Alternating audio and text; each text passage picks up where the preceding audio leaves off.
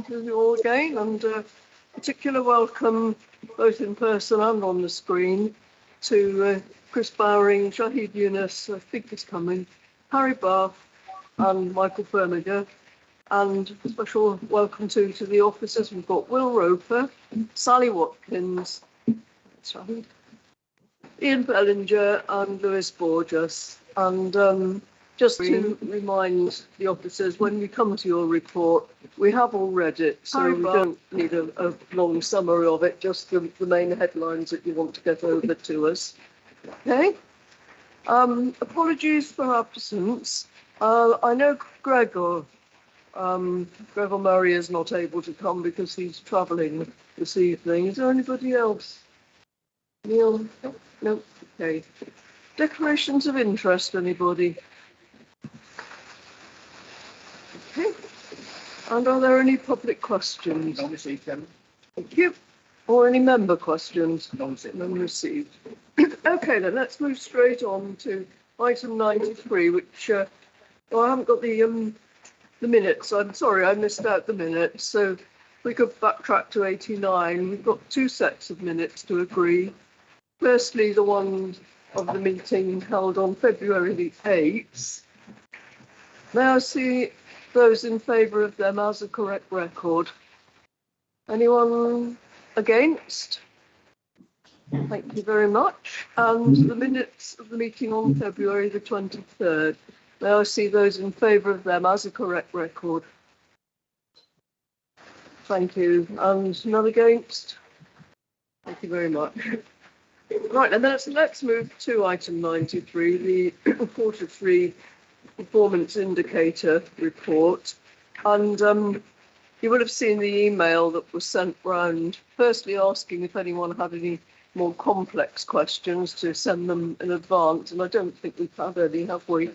But also saying that things that are specific to HOSC and Children's Services and the Corporate Parenting Board will also be reported to them. So if there's anything you want particularly to follow up in more detail, then those committees are probably the places to do it. Right, well then, over to you. Good evening, thank you, Madam Chairman. So just very quickly, as a highlight, we're reporting again some strong performance from Q3, so that's October, November and December. 31 of the KPIs are reported as green, with 5 red, so that's a similar number that we saw last quarter. A little bit of movement and change in those. We've got some repeat reds, the AS KPIs that we've discussed previously that are up against particularly stiff stretch targets, and we've discussed those in the past. The only other thing I'd just like to highlight on the back of your comments, Madam Chairman, is we've attached Appendix D, which highlights the KPIs that routinely go to HOST and to Children's Services Overview and Scrutiny, really just to give members that reassurance that those KPIs and the detail around what they are that are regularly reported. So I suppose, has anyone got any further questions that I will try to answer or take away and get answers from services? Right, any questions? Sarah? And Paul? Thank you very much. I just, maybe not necessarily a question for Will, but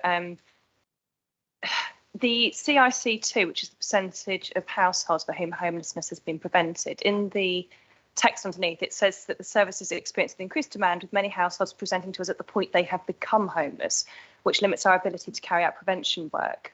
So I'm just wondering if this is something that maybe the anti-poverty working group should be looking at as to why people aren't approaching the council at an earlier stage so that preventative work can be put in place, so that that's not happening. And I wonder how much they're aware of what help there is out there. And I'm just wondering if it's worth us having something in a recommendation that this goes to the anti-poverty working group to look at in more detail, so that this isn't a problem going forward. Well, would you like to explain, please? Well, certainly I can take that point back to the officers that are part of working on the anti-poverty piece. And I believe some members of the cross-party working group do sit on overview and scrutiny. So if they perhaps discussed it previously, then they might have something to feed in now. If not, I can take it away and we'll raise it with the team and get them to discuss it. I don't know if there's anyone here who's on the working group who wants to comment. Well, I'm just wondering, is it something that the anti-poverty working group, those members that are here, are you happy to sort of take that forward and have that something that be looked at? I mean, could that be a recommendation that we put forward to the anti-poverty working group out of this? Okay, thank you. Is that all, Sarah? Yeah, that's a recommendation. That's something I want to propose, I guess. Thanks. Thank you. Paul.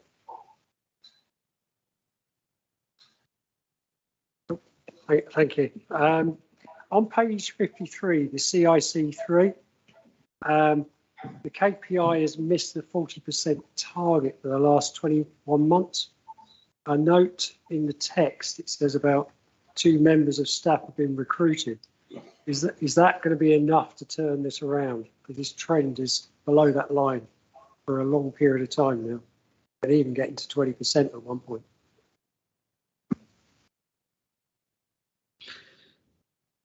So thank you for that question. I'm afraid I don't have the detail specifically, but I can take that away and we'll ask the question of the service to just review that and come back and ask you. Thank you. I've got another one, if that's okay. Page 54, PG6, number of affordable dwellings completed, states that's anticipated to be 9 units short by the end of the financial year. Is that slippage going to continue? So again, I don't know the exact detail. I know that the slippage is beyond the end of this year, that the team are confident that the units will be delivered, but I can seek some clarity about when they'll be delivered. Okay. My final one is page 61, RA3, capital spend. It shows it's green, but the spend is dropping and it's over 1% against the budget. So that to me means that scheme's not being delivered or the Borough Council making savings, which I think is a bit difficult to understand in current financial climate.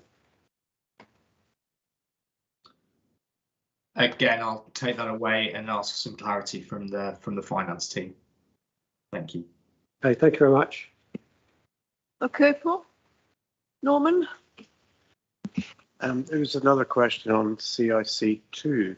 You're quoting the percentages. I just wanted to check, it's a percentage of what? Is that a percentage of the number of people that present themselves or something else, please?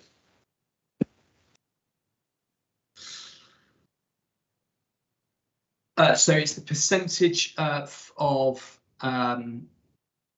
presentations for whom homelessness has been prevented. Sorry, so it's the number of presentations that then lead on to homelessness prevention. Okay, thank you. Okay. Rochelle, did you have your hand up? Okay. And then Sarah again. Page 33, PC6. Affordable housing completion seems to have been lessened third quarter from second quarter, and especially in this time when people are having a hard time making ends meet with price rises and everything and inflation.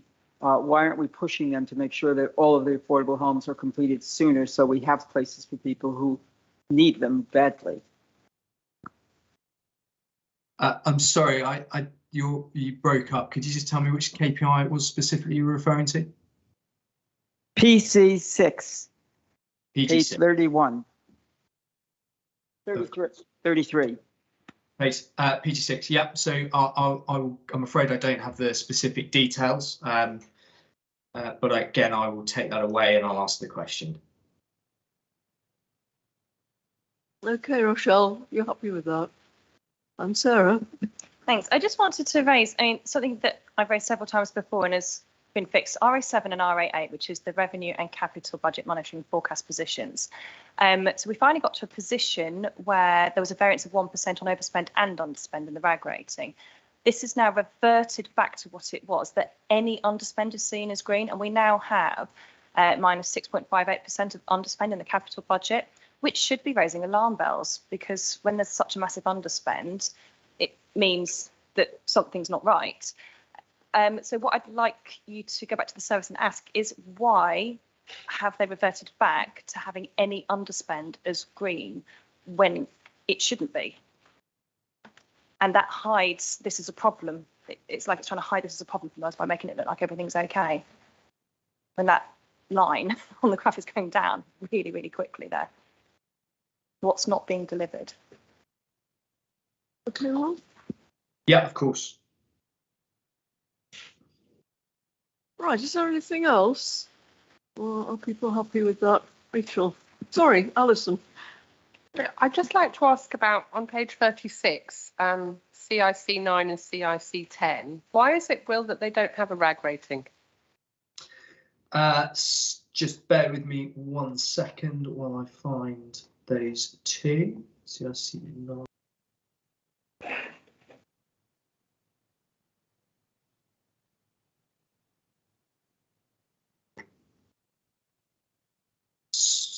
Sorry, could someone remind me which page were they on? Page 36, CIC 9, CIC 10. Yes, of course.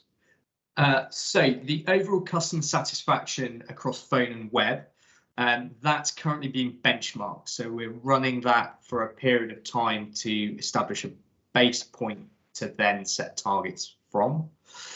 CIC 9 is more of an indicative KPI, so it will continually trend upwards because it's a cumulative figure of the number of people who subscribe. Very few people unsubscribe, and it's really an indication of total interaction rather than something that's being driven after to report on. Now, our interaction pieces are being improved and worked on, so we're hoping to report a better suite of KPIs in the future in that space. Yeah, because I mean, at the moment, CIC 9 tells us nothing. You know, there's nothing down there for it. And CIC 10, it says it's worse, but what are you comparing that to if you haven't got a benchmark? It would be worse than its previous quarter.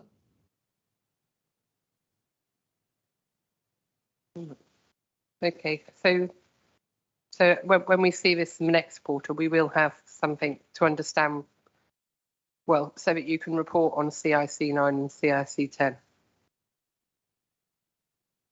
CIC 9 will review with the service, and CIC 10 will be looking to set targets for in the future. And again, we'll review those with the service. Yeah. Okay, thank you. All right, thank you. Does anybody else want to ask anything? In which case, we'll move to page 23 for the recommendation, which is to note the performance of KPIs relevant to this committee, and note that additional children's services KPIs will be reported to Children's Overview and Scrutiny Committee and the Corporate Parenting Board, and that adult social care KPIs will be reported to Health and Overview Scrutiny, and incidentally that's as well as coming to this group. Now I see those in favour, or Sarah, you want to speak about that?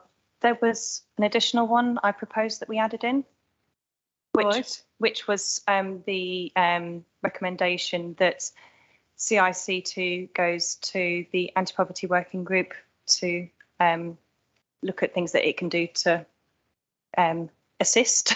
I don't know the exact wording, but given that there are people presenting after they've been made homeless, it needs to be looked at to understand why. So my recommendation, or my proposal for recommendation, is that CIC2 is sent to the anti-poverty working group to look at.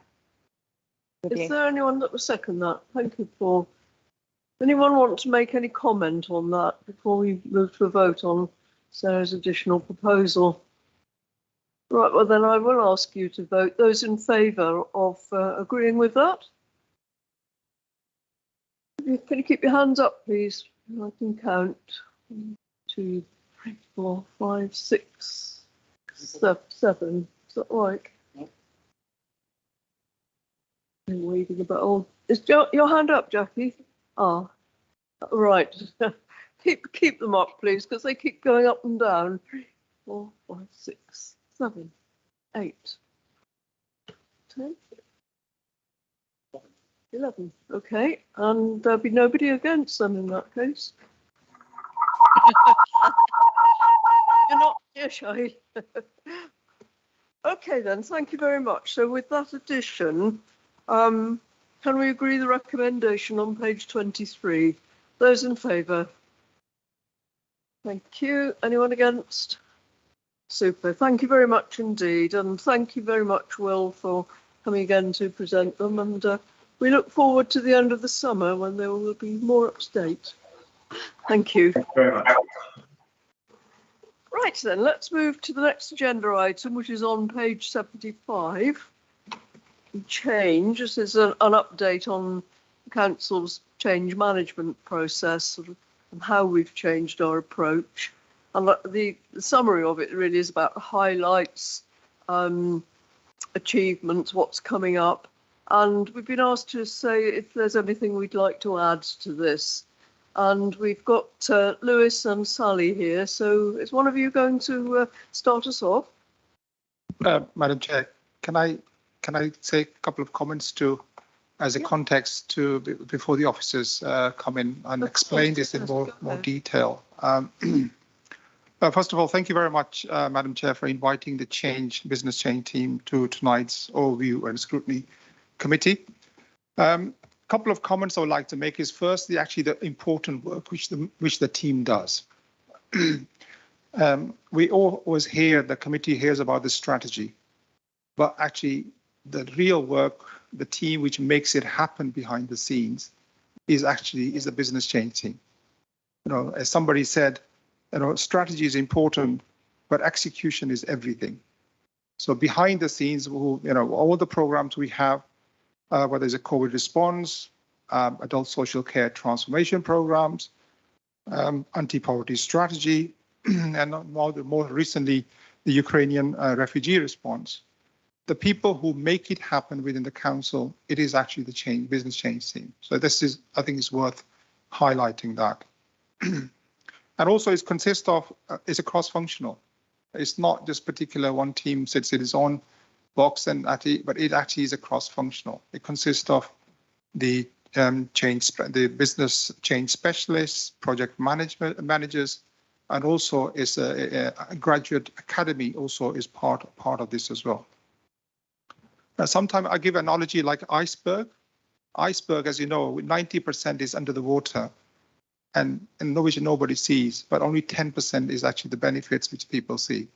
This analogy is probably applicable here for business change team, that a lot of the work which happens behind the scenes in closed doors, nobody sees, but we only see the benefits, and that's the 10%. And that's without the effective and efficient implementation of that strategy, we won't see the benefits which we do.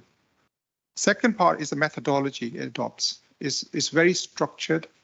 It's adopted for the last 2 years, a behavior science approach, which is wrapped in a structure and a governance, and making sure that it's not only implemented, but it's embedded within the council as well. So the benefits are much more longer lasting. It's very important.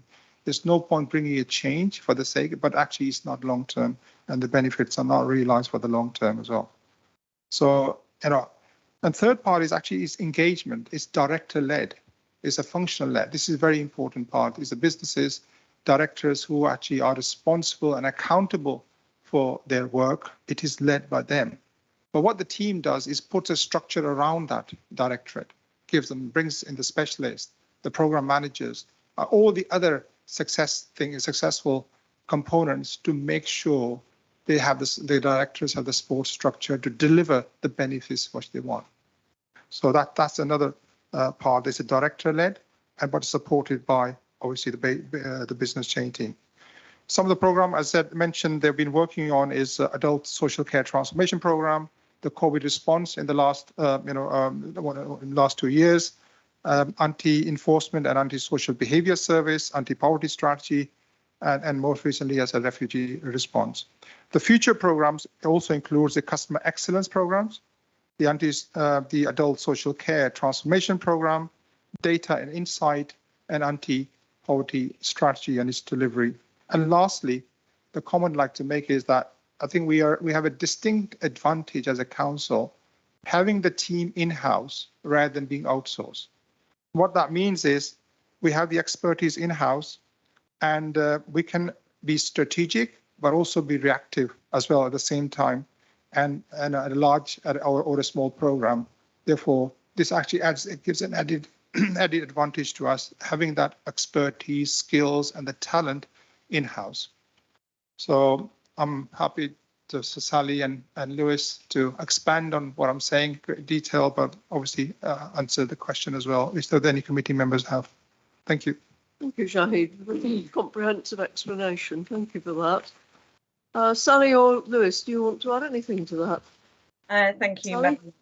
thank you, Madam Chairman, and thank you for inviting us this evening. It's a really good opportunity for Lewis and I to be able to outline to members about the approach that the council has taken in relation to change management. And I think what I'd just like to add before we move to questions is how we as an organisation have matured our approach to change, and how we've moved away from what is considered traditional now kind of large change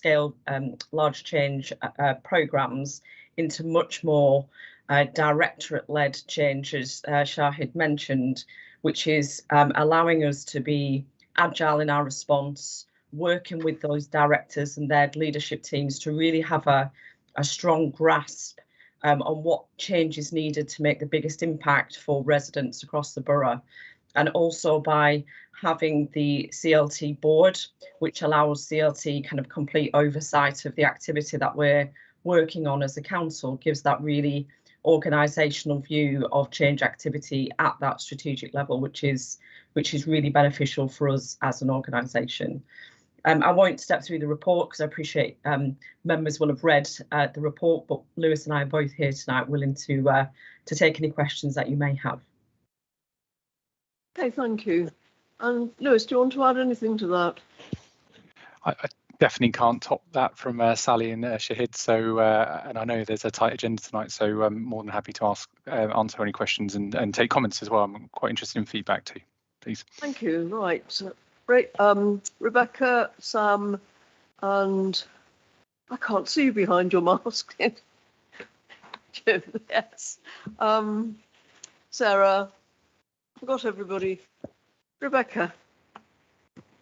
Thank you. It's very interesting to see the Graduate Academy. Can you tell me a little bit more about it and how you're going to attract those university graduates in such a competitive field? So it all looks great, but how are you going to get these great candidates in? Thanks very much, Rebecca. I'm happy to take that one, Sally. So the Graduate Academy is something that actually we're really proud of, and it's something that's been developed and had a lot of sort of intensity investment from a coaching point of view, more than a financial one, I would say, in the last couple of years, and it's something that we're trying to grow. So to answer your question specifically about attracting that sort of talent, we're having a lot more focus on our actual own material, and you probably would have seen recently Shahid and Susan took part in a video that's gone out, and there's been a lot of media publications, and we're working with the LGA because they're the ones that actually supply the graduates. So it's a scheme called the National Graduate Development Programme that's run through the local government association. So that's the front door and how we do it. But it's a bit like a university place, actually. That's why it's quite ironic that there's a bidding process. So we put our offer on the table, and they put theirs, and they try and match them up to the right suitable calibre, and then we interview them, and then we make sure that they're of the right match for us here at Wokingham. So there's a few ways that we attract them in terms of through the LGA. That's promotional material on their website and their portal. We tend a careers fair as well, where we sort of cast the net and try and engage in conversation with them. But locally, this is where we're trying to up our game here now in Wokingham, because there's a huge amount of graduates within our borough and also the surrounding boroughs, and this is why we're trying to promote it through some social media and also through LinkedIn, and more recently we're trying to link up to Reading Reading University as well. So I've got a meeting next week to talk with them about how we can get in onto their careers fair, just so that we can start promoting our local government offer there, because actually a lot of graduates from Reading do settle in and around the area. Yep. Thank you. It's a great move forward. I'm sure you'll agree, Rebecca. No, thank you. And I know personally that you have a success, because I've got a friend locally whose son has come back from Exeter University and is one of your undergraduate schemes. So it's good to see it working. Wonderful. Sure. Thank you. Sam. Thank you, Chair. Yeah, my question was really following on from Rebecca's. Really interested in the Graduate Academy. I think it's a really great idea. Really excited to see how this pans out. I think it'd be awesome. Really just interested to see what the plans would be in regards to retaining the graduates. I think it's really great to sort of hire these people. I think it's going to be successful. But yeah, I just wanted to know what the plans would be to retain these people, particularly when, you know, the war for talent is very strong at the moment, and, you know, specifically people who are sort of 1-2 years in roles at the moment are very high in demand and end up getting poached. Do you want me to take that one, Sally? Yeah, that's fine. I mean, if I just start it off and say that is an active discussion for us, Sam. So thank you for that. We've in fact had that conversation today at our CLT away day, and there's a real focus to be able to retain as many of those graduates as we can. Lewis will give the detail about how we kind of work with directors across the piece to identify potential vacancies. But yes, it's an absolute active conversation for us, because they are just so excellent. And we agree the more we can retain, the better for us as an organisation.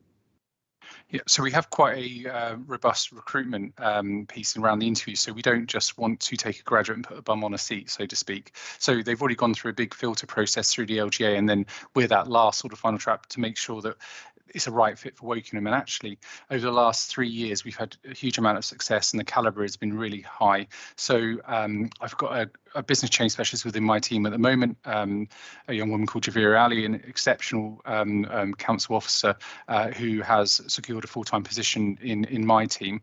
And also we have another graduate on the current cohort, because it's a 2-year cycle that they're on, that's just secured a role within our digital team.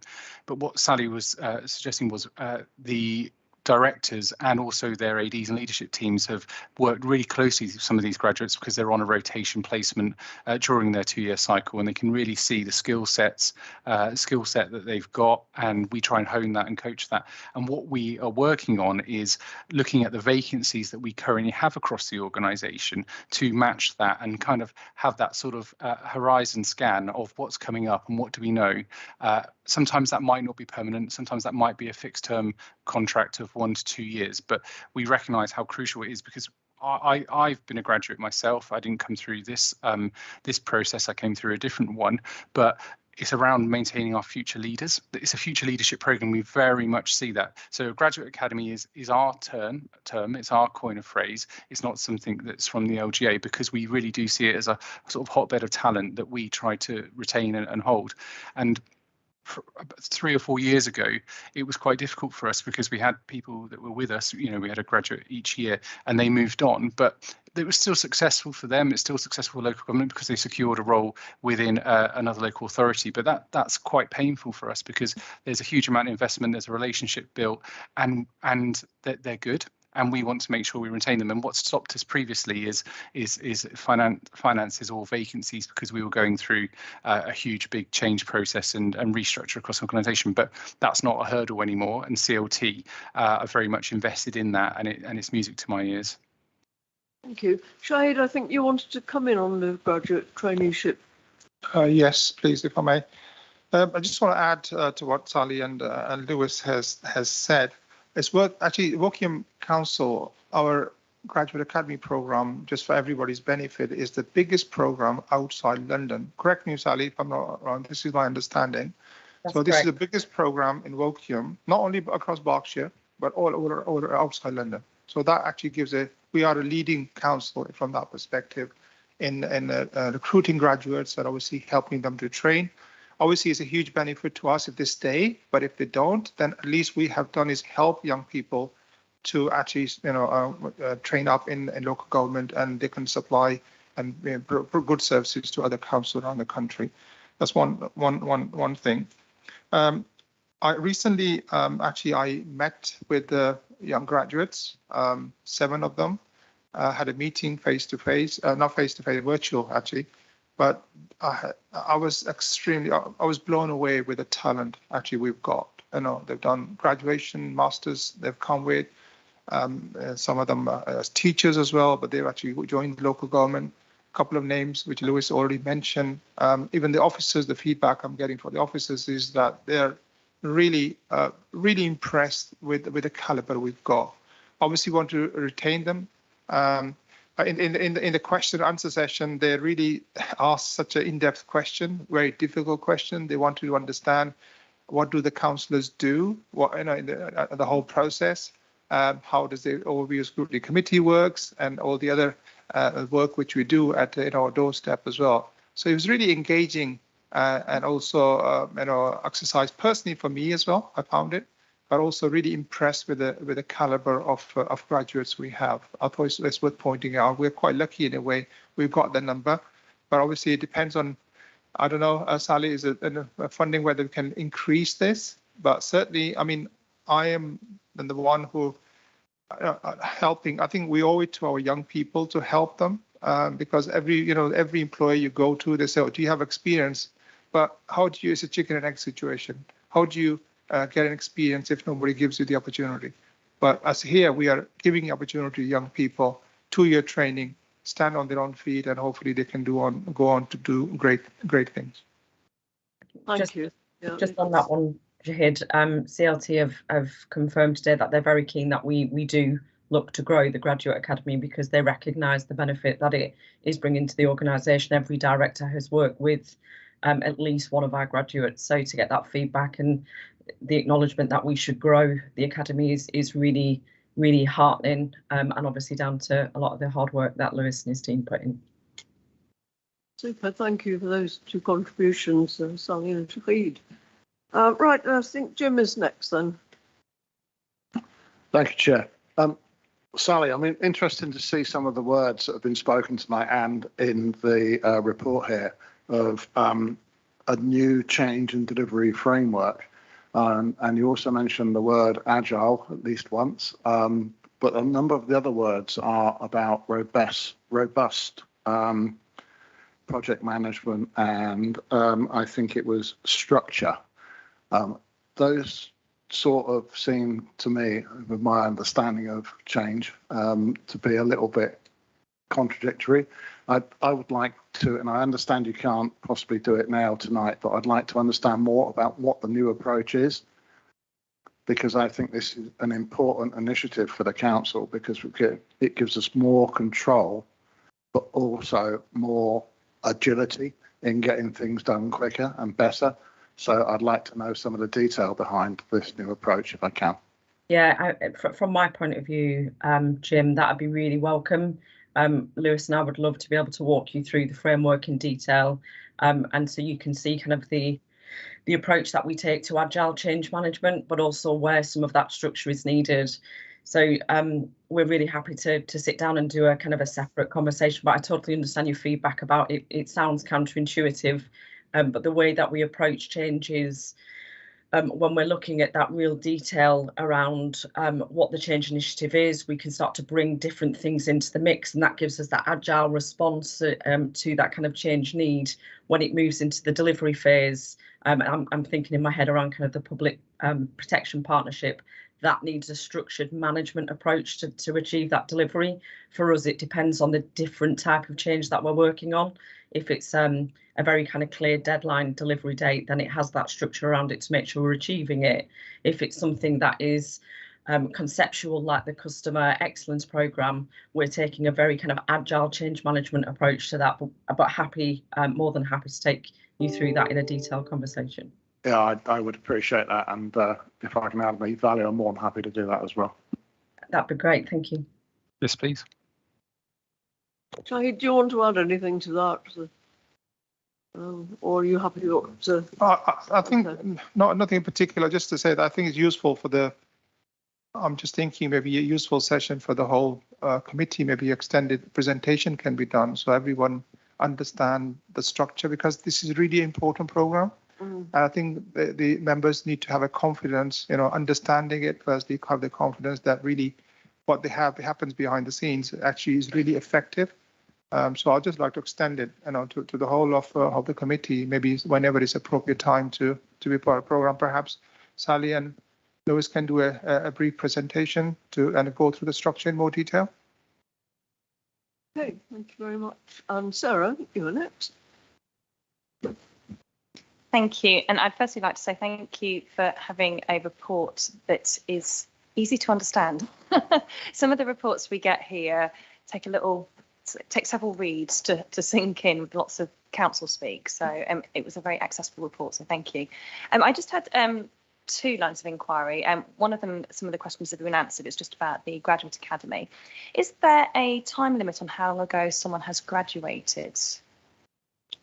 So I'm happy to answer that one. No. So if they go through the LGO scheme, which is the NGDP one, National Graduate Development Programme, that there is no time limit on that. Historically, we haven't really had anyone older than about 24, 25, but there's no age limit on that for them, and there is no age limit on that for us. It wouldn't have any impact on any recruitment from our point of view. We'd encourage it because that would bring a wealth of experience in a different field. Yeah, and that's the reason why I was asking. There are a number of people that do like a career change partway through their life who are graduates. So if this is something that is welcomed, is there anything you're doing actively recruitment-wise to tap into that market? No, I think that's a fair challenge. It wasn't until this year, in terms of the cohort, that I actually understood that was the case, because all of the applicants come via that LGA route, and only that route. But with the hope of doing a bit more self-promotion, so via our own comms and engagement marketing team, because actually we haven't had something like that in the organisation in terms of that support from comms and engagement marketing, because they have grown themselves and they've got some really good specialists in that team that can help us do that. So that's something we would look at. If there is something specific that I'm missing that you think would be a really good promotional route, I'd more than be happy to take any recommendations for that as well, if there's something specific that you think we should be focusing on. Okay, no, thank you. Appreciate that. The other question was around looking back a little bit. This programme of change, does this mean 21st Century Council is now defunct? I'll take that one, if that's all right. So the council really kind of ended the 21C programme as it was known, and obviously Lewis and I were involved in that to a certain extent. Really, I want to say about April 2019, when the decision was made that we wouldn't take the programme any further, and it wouldn't go into kind of the people's services as it was at the time. But yes, the 21st Century Council programme is finished. And have there been lessons learned from that? Yes, I would say it shapes the way that we approach change. So I kind of alluded at the start about having like this big transformation change juggernaut that comes in to a council. And for us, Lewis and I have been really fortunate to be able to work with Susan and the CLT to really change that approach from having one big, large scale kind of change programme into working directly with the directors to understand what it is that they're now needing to achieve from their kind of priority and portfolio point of view, and then build the change around it, rather than having kind of one big change service that operates at a council level and then becomes something that is too big to be able to wield the level of change that we need. So yeah, for us, it directly shaped how we want to do change in the future. That's good to hear. Can I just come up beyond that and say, so was that a stage that we went through, and we've now gone beyond that into another part of the process? I would say, from my point of view, we've kind of matured our change approach into something that is,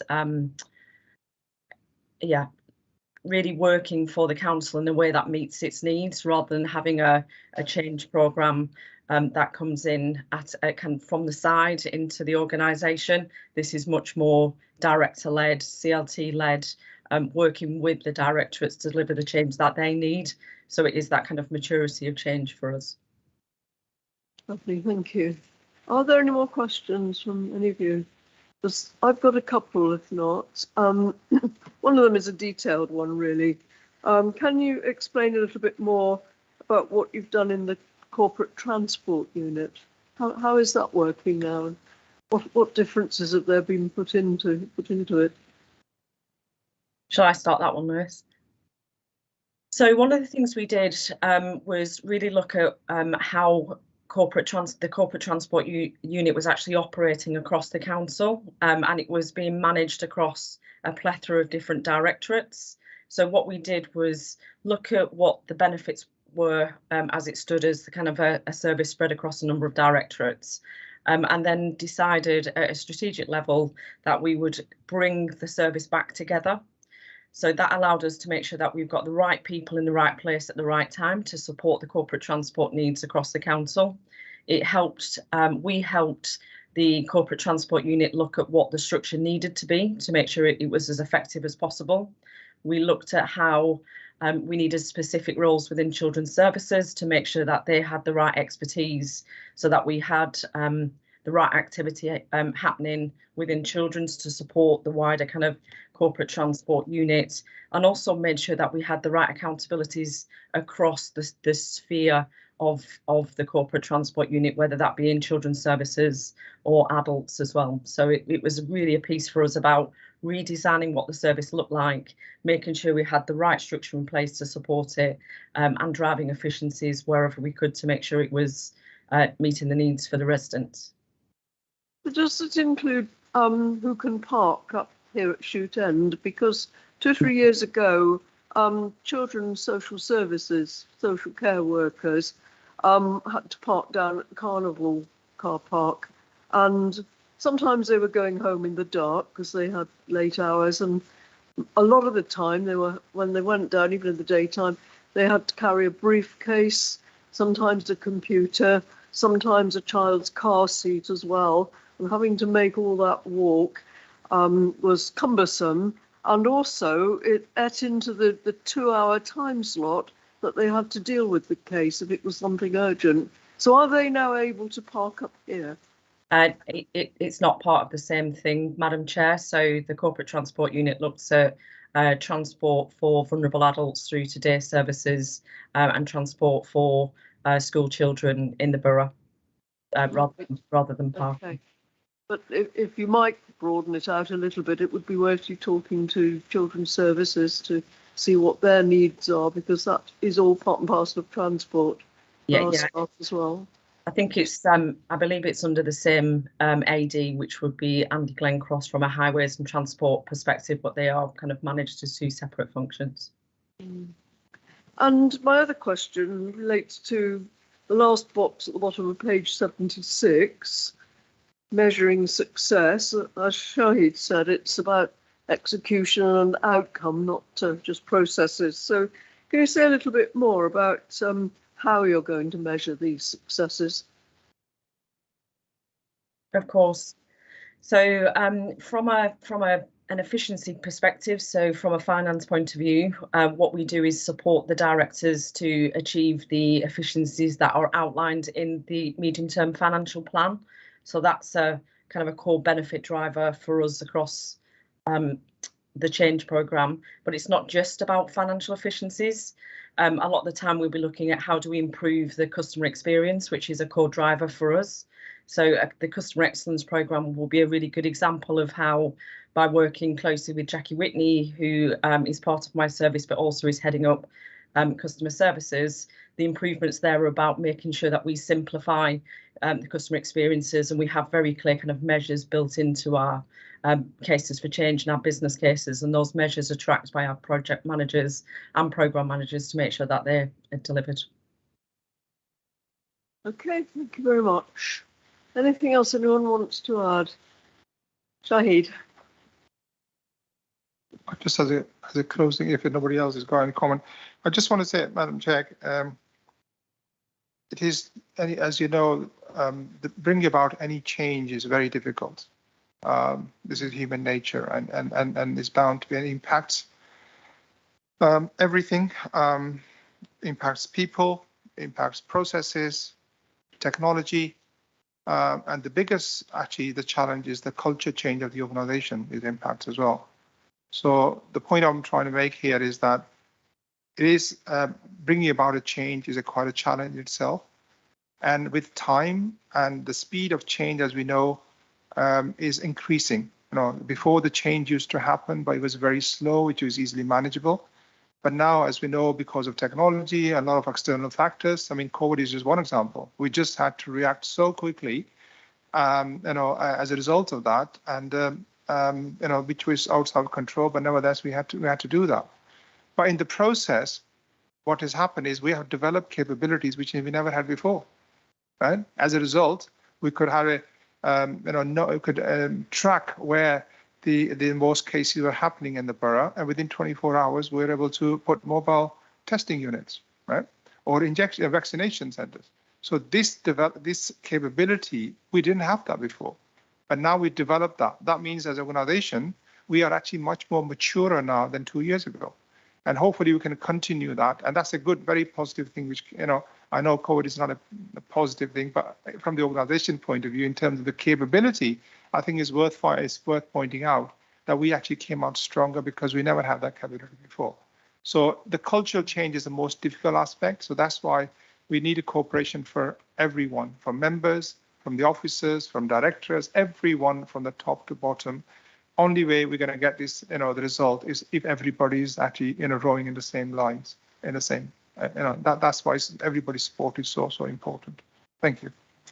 Thank you. And can I thank Shahid and Sally and Lewis, because this obviously represents a great deal of work, and it is a sea change in our approach. So thank you for all that you've done.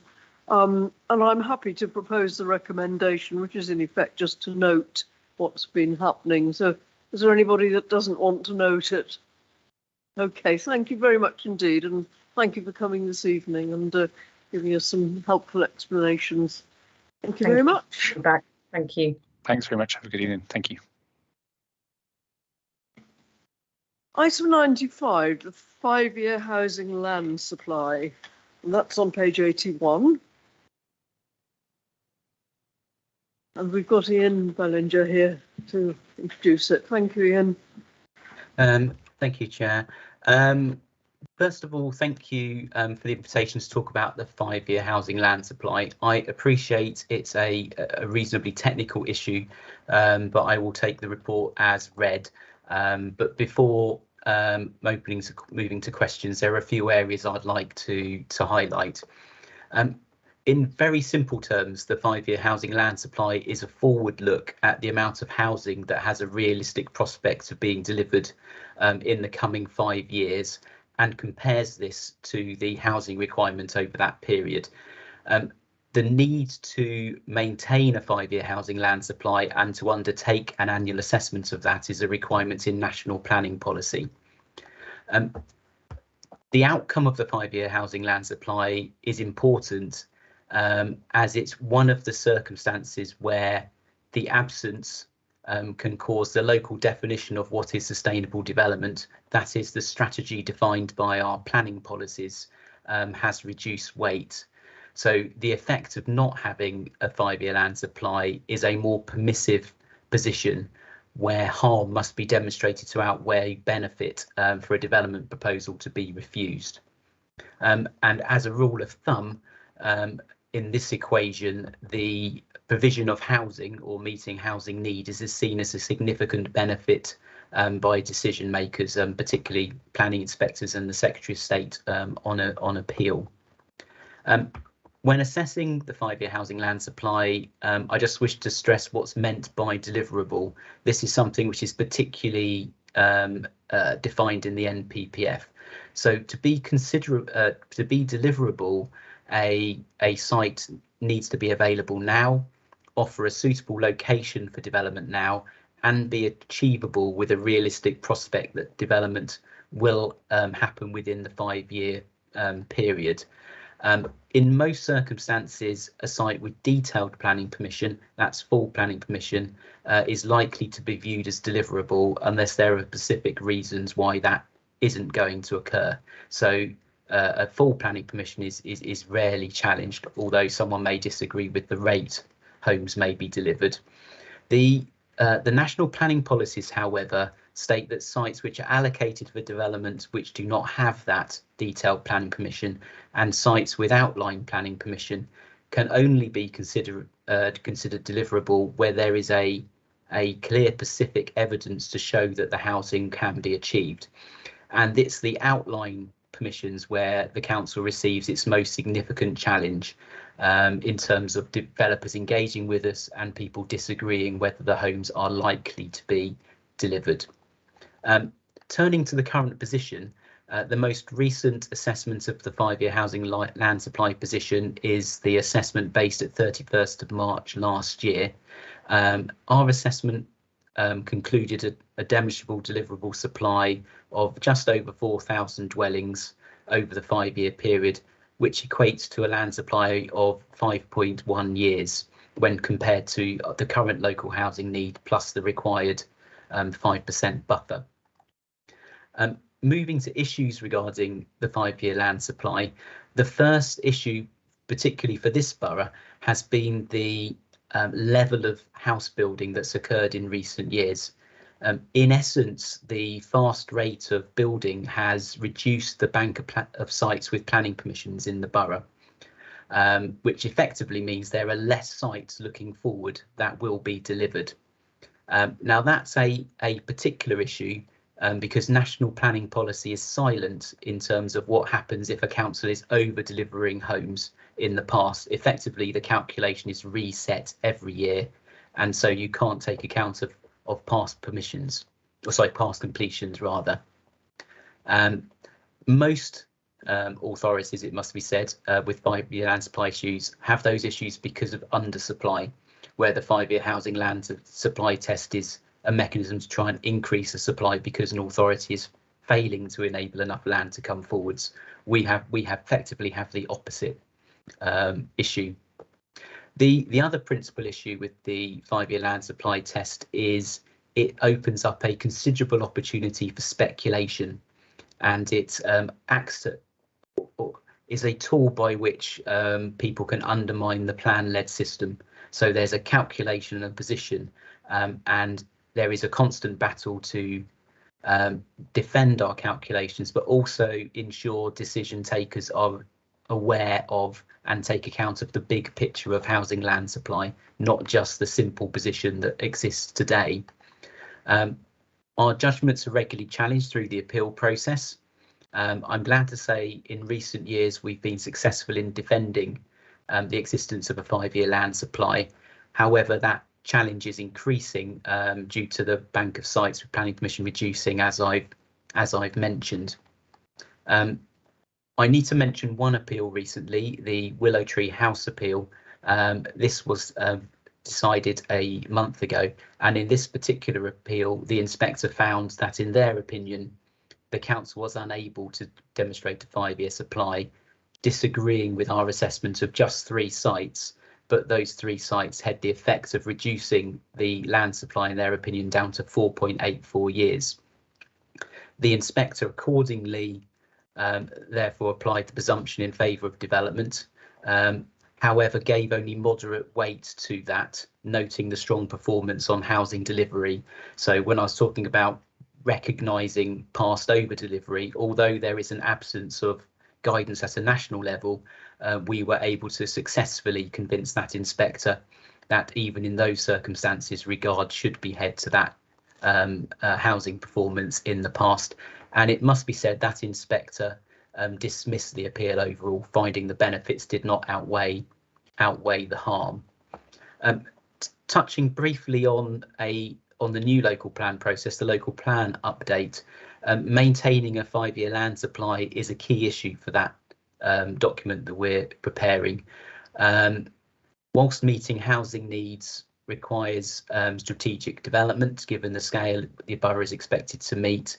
One of the reasons the emerging strategy proposes a range of allocations across the borough is to help reduce reliance on a small number of sites, in effect to provide a headroom and flexibility in the land supply to allow us to respond where things don't quite work. So if a site is delayed, for example, and having that flexibility and headroom is important, but I fully accept that needs to be proportionate to representing the interests of the borough and the residents' concerns over the scale of development.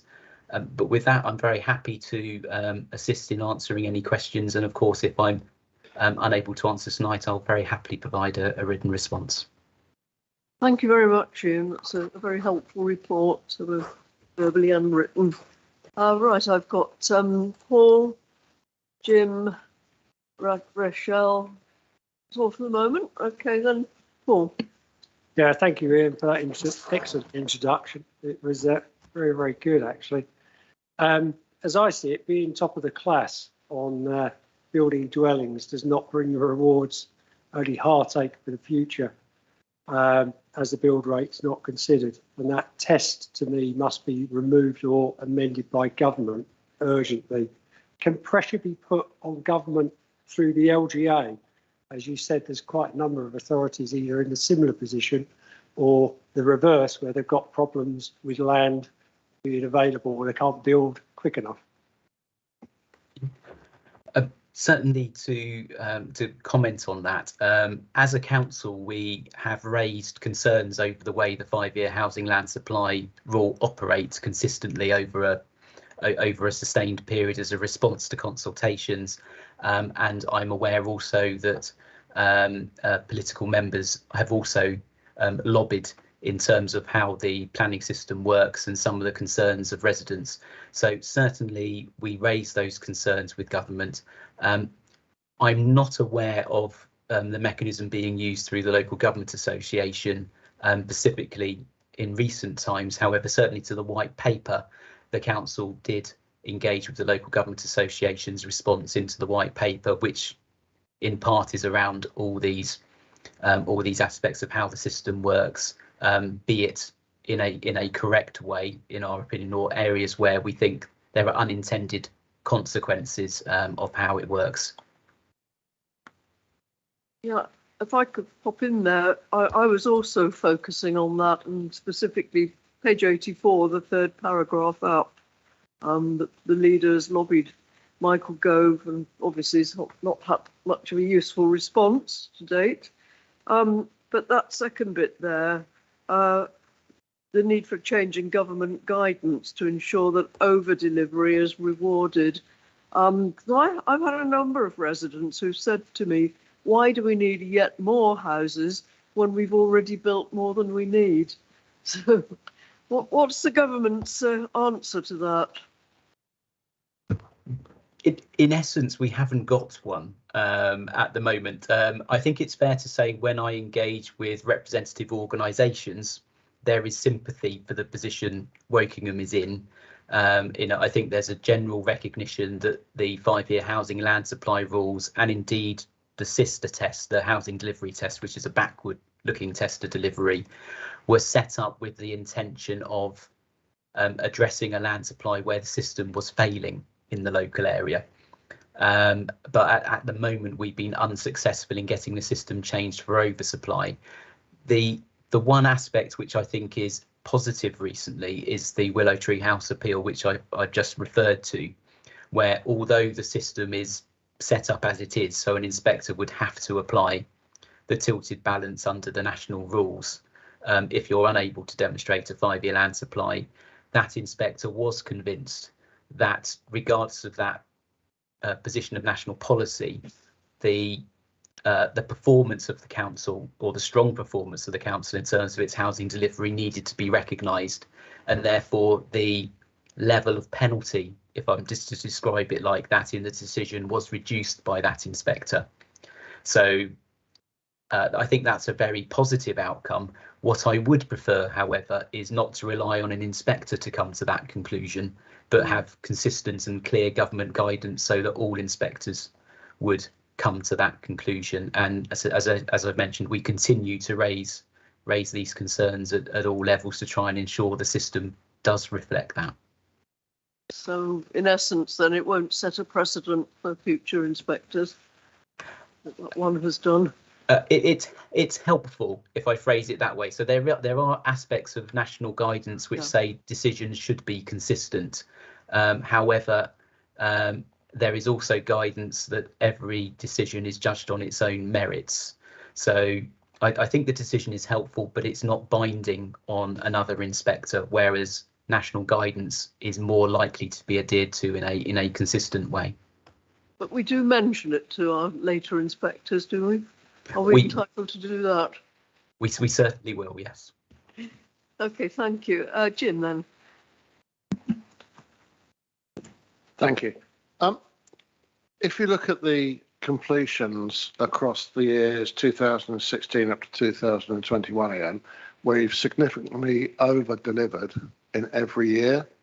Yet during those periods, we've had a number of challenges against the 5-year land supply and a number of appeals, some of which we've managed to be successful with and many of which we've been unsuccessful with.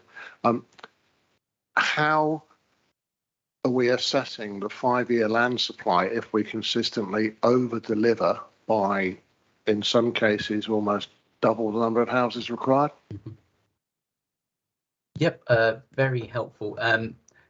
Just to complicate the answer, and I apologise, but part of the difficulty that's been caused to us in terms of the 5-year housing land supply is the change in national guidance in terms of how that is assessed. So you're quite right. When the guidance in the 2012 version of the NPPF referred to significant under-delivery, that was not defined, and there was a speculation in terms of how it could be concluded. And because the authority had substantially underdelivered housing in the late 2000s and into the teens, some appellants were able to argue that meant we needed to add a larger buffer onto our 5-year land supply calculation, and we weren't, as a result, able to demonstrate a 5-year land supply. One of the good changes in the National Planning Policy Framework was the introduction of the housing delivery test, whereby the performance of the council is not a subjective judgment, it's a calculation as to what's happened over the last few years. And since that was introduced, the authority has been a 5% buffer authority, which is the lowest buffer you need to provide into your land supply. And since that was introduced, our ability to defend appeals has increased considerably, and we've been much more successful, as you reference. The issue going forwards, I think, and the reason why we wish to see a change in national policy and guidance is certainty of a 5-year land supply is not something the council can control, and in any detailed way, because we don't build the housing. And it's also a case that even when you have a new local plan, after a few years, and the housing numbers change after a little while because the theoretical assessment changes every year, then someone can start to introduce complexity and argue differently if those numbers are substantially different. And we do not believe that is a suitable way for the planning system to operate. It should operate in a controlled, plan-led way. In terms of how we assess our assessment, our assessment is probably too detailed to go into here, but the report goes into considerable detail. And if you were to compare our assessment with many local authorities, you will see the effort that goes in to provide information to the inspector to demonstrate that our assessment is robust. And we've managed to improve that over the years, and we haven't had an issue for the last 3 or 4 years per se in that. I'm very happy to sit down with anyone who wishes to go through how that assessment is made. It's probably easier to take offline, but like the last item, if someone wishes to understand more about that, I'd be very happy to talk them through the process. Okay, Jim. I might have to take you up on that, Ian, but I might need some drink first. Right, Rochelle. I'm just wondering about the over delivery years and how many of those are net zero homes, how many of those are affordable homes, and how many of them are actually have renewable energy on them. And if we don't have those numbers, can we put those numbers in the future delivery of homes so we'll know how many are net zero, how many are actually affordable, and how many are actually have renewable energy? So we can actually provide for the future of the planet as well as everything else. Yeah, I can certainly help on one of those. In terms of the affordable housing delivery, there is a separate report produced by another part of the council, which reports on the number of affordable homes completed each year. And I think it's one of the quarterly performance report indicators you've just talked about as well. So the information on affordable housing is certainly published and available. I think the key person to contact on that is Francis Hayward, who's a housing specialist. In terms of zero carbon homes, I suspect the answer is extremely low, in that our current planning policies do not require homes to be zero carbon. But of course, the new local plan, that's one of the key ambitions that we're setting out in our policies, which we intend to implement if a planning inspector is content that we can do so. And in terms of renewable energy delivery on homes, that's not something we currently monitor. Many of those won't require planning permission, so I can't answer that at the moment. But it's certainly something I could take away and speak to the climate team and ask if it's something they could potentially look into for you. And possibly can we have this in the new borough design code, not borough design guide that we're supposed to be developing somewhere along with the local plan update, so that we actually make sure that it has to be done as opposed to only advisable.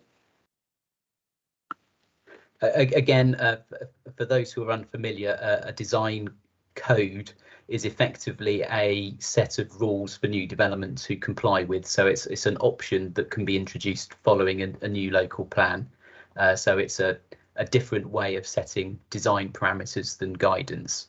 So there are various aspects we may wish to take alongside the local plan, but the emphasis is to put the emerging local plan in place first. Sarah. Thank you.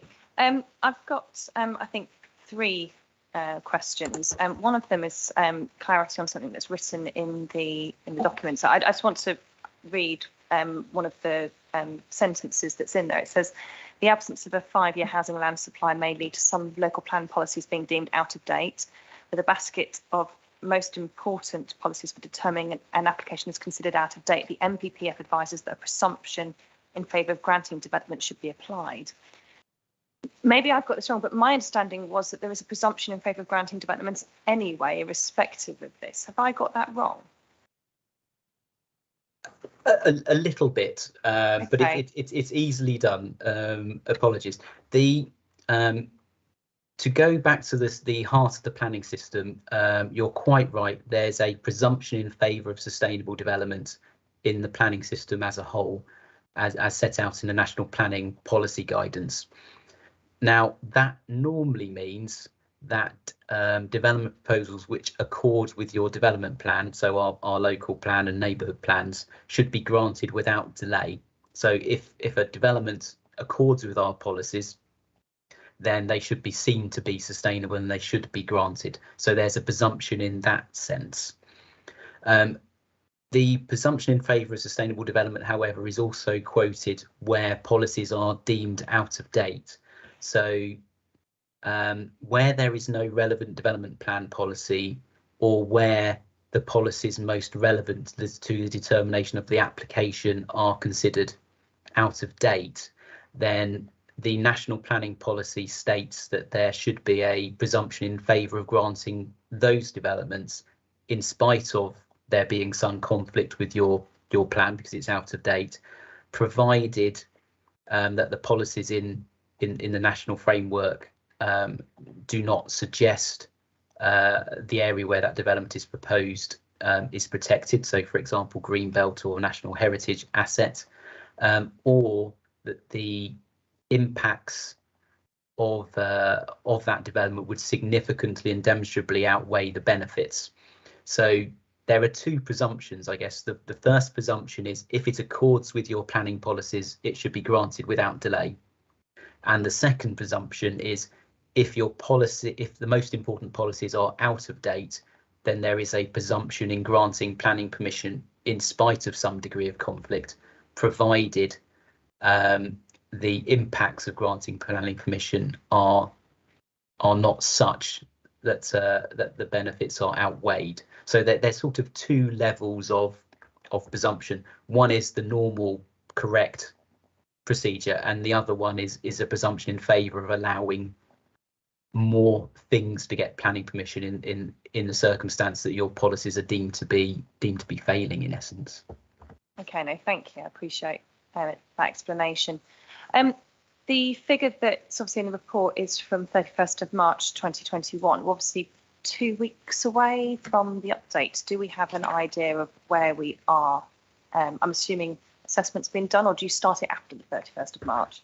We effectively started at the 31st of March, so no assessment's been done at the moment. So it's an annual assessment. The housing monitoring a year is effectively the 1st of April to the 31st of March, so a bit like a financial year.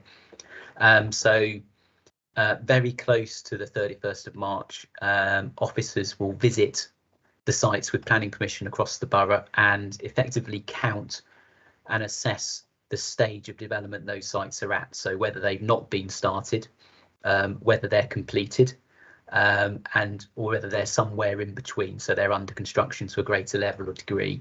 So that will happen as of the 31st of March, or very close to the 31st of March. And at the same time, we will write to all of the landowners and developers that have planning permission and ask them what their projected completion is for the next 5 years. And we will undertake an assessment, having received that information, hopefully, as to what we think is going to be achieved in the next 5 years.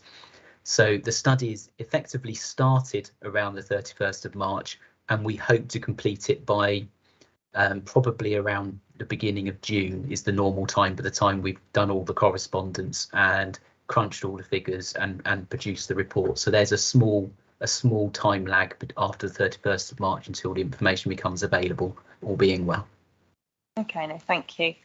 And my final question was around, obviously, it seems that this is about the timeliness of when development happens. So what relationships does the council have with developers to work with them to ensure of the timely delivery of homes, so that there's less risk? I'm assuming there are relationships there with that in mind. Absolutely. Certainly, the delivery team in particular, as the team that deals with the large strategic sites, tries to work very closely with the developers to ensure that sites are unlocked.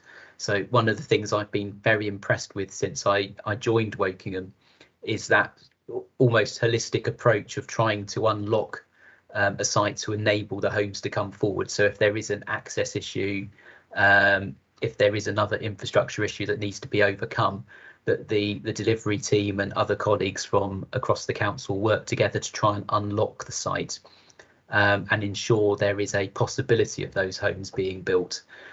Unfortunately, at the end of the day, we can't force those homes to be built, but what we do try and remove is any barriers or obstacles to enabling those homes to come forward, and try to deal with it in as timely a way as possible. But also the reverse as well, because obviously we've had an over delivery issue as well. Yes, in terms of telling developers not to build, again, or to slow the build, that's not something we have the gift of. unfortunately. Certainly if the council is the landowner or the developer, then it may wish to make a decision as to when it wishes to bring land forwards, but a private company will no doubt act in the interests of its own shareholders. But we do, as I said, try to make sure development can happen in a timely way, but we don't have absolute control. It's only the controlling landowner that actually has the ability to really decide when development will or won't occur. Oh, no, I appreciate that. That's why I was asking about relationships with developers. So obviously with the council as a landowner as well, it could then decide when to bring things forward, delay if there's an oversupply, bring it forward earlier if there's an undersupply, that kind of thing. Mm-hmm. Thank you. Thank you, Sarah and Jim. Ian, thank you very much for this report. It's a very, very complex topic, and there's a number of good background information in here about the policies and the procedures. And I think we've had a little debate about the national policy perhaps needing some sort of upgrading.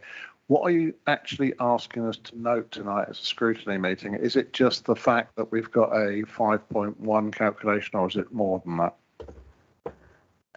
In terms of the report, it's an information report that I was invited to bring.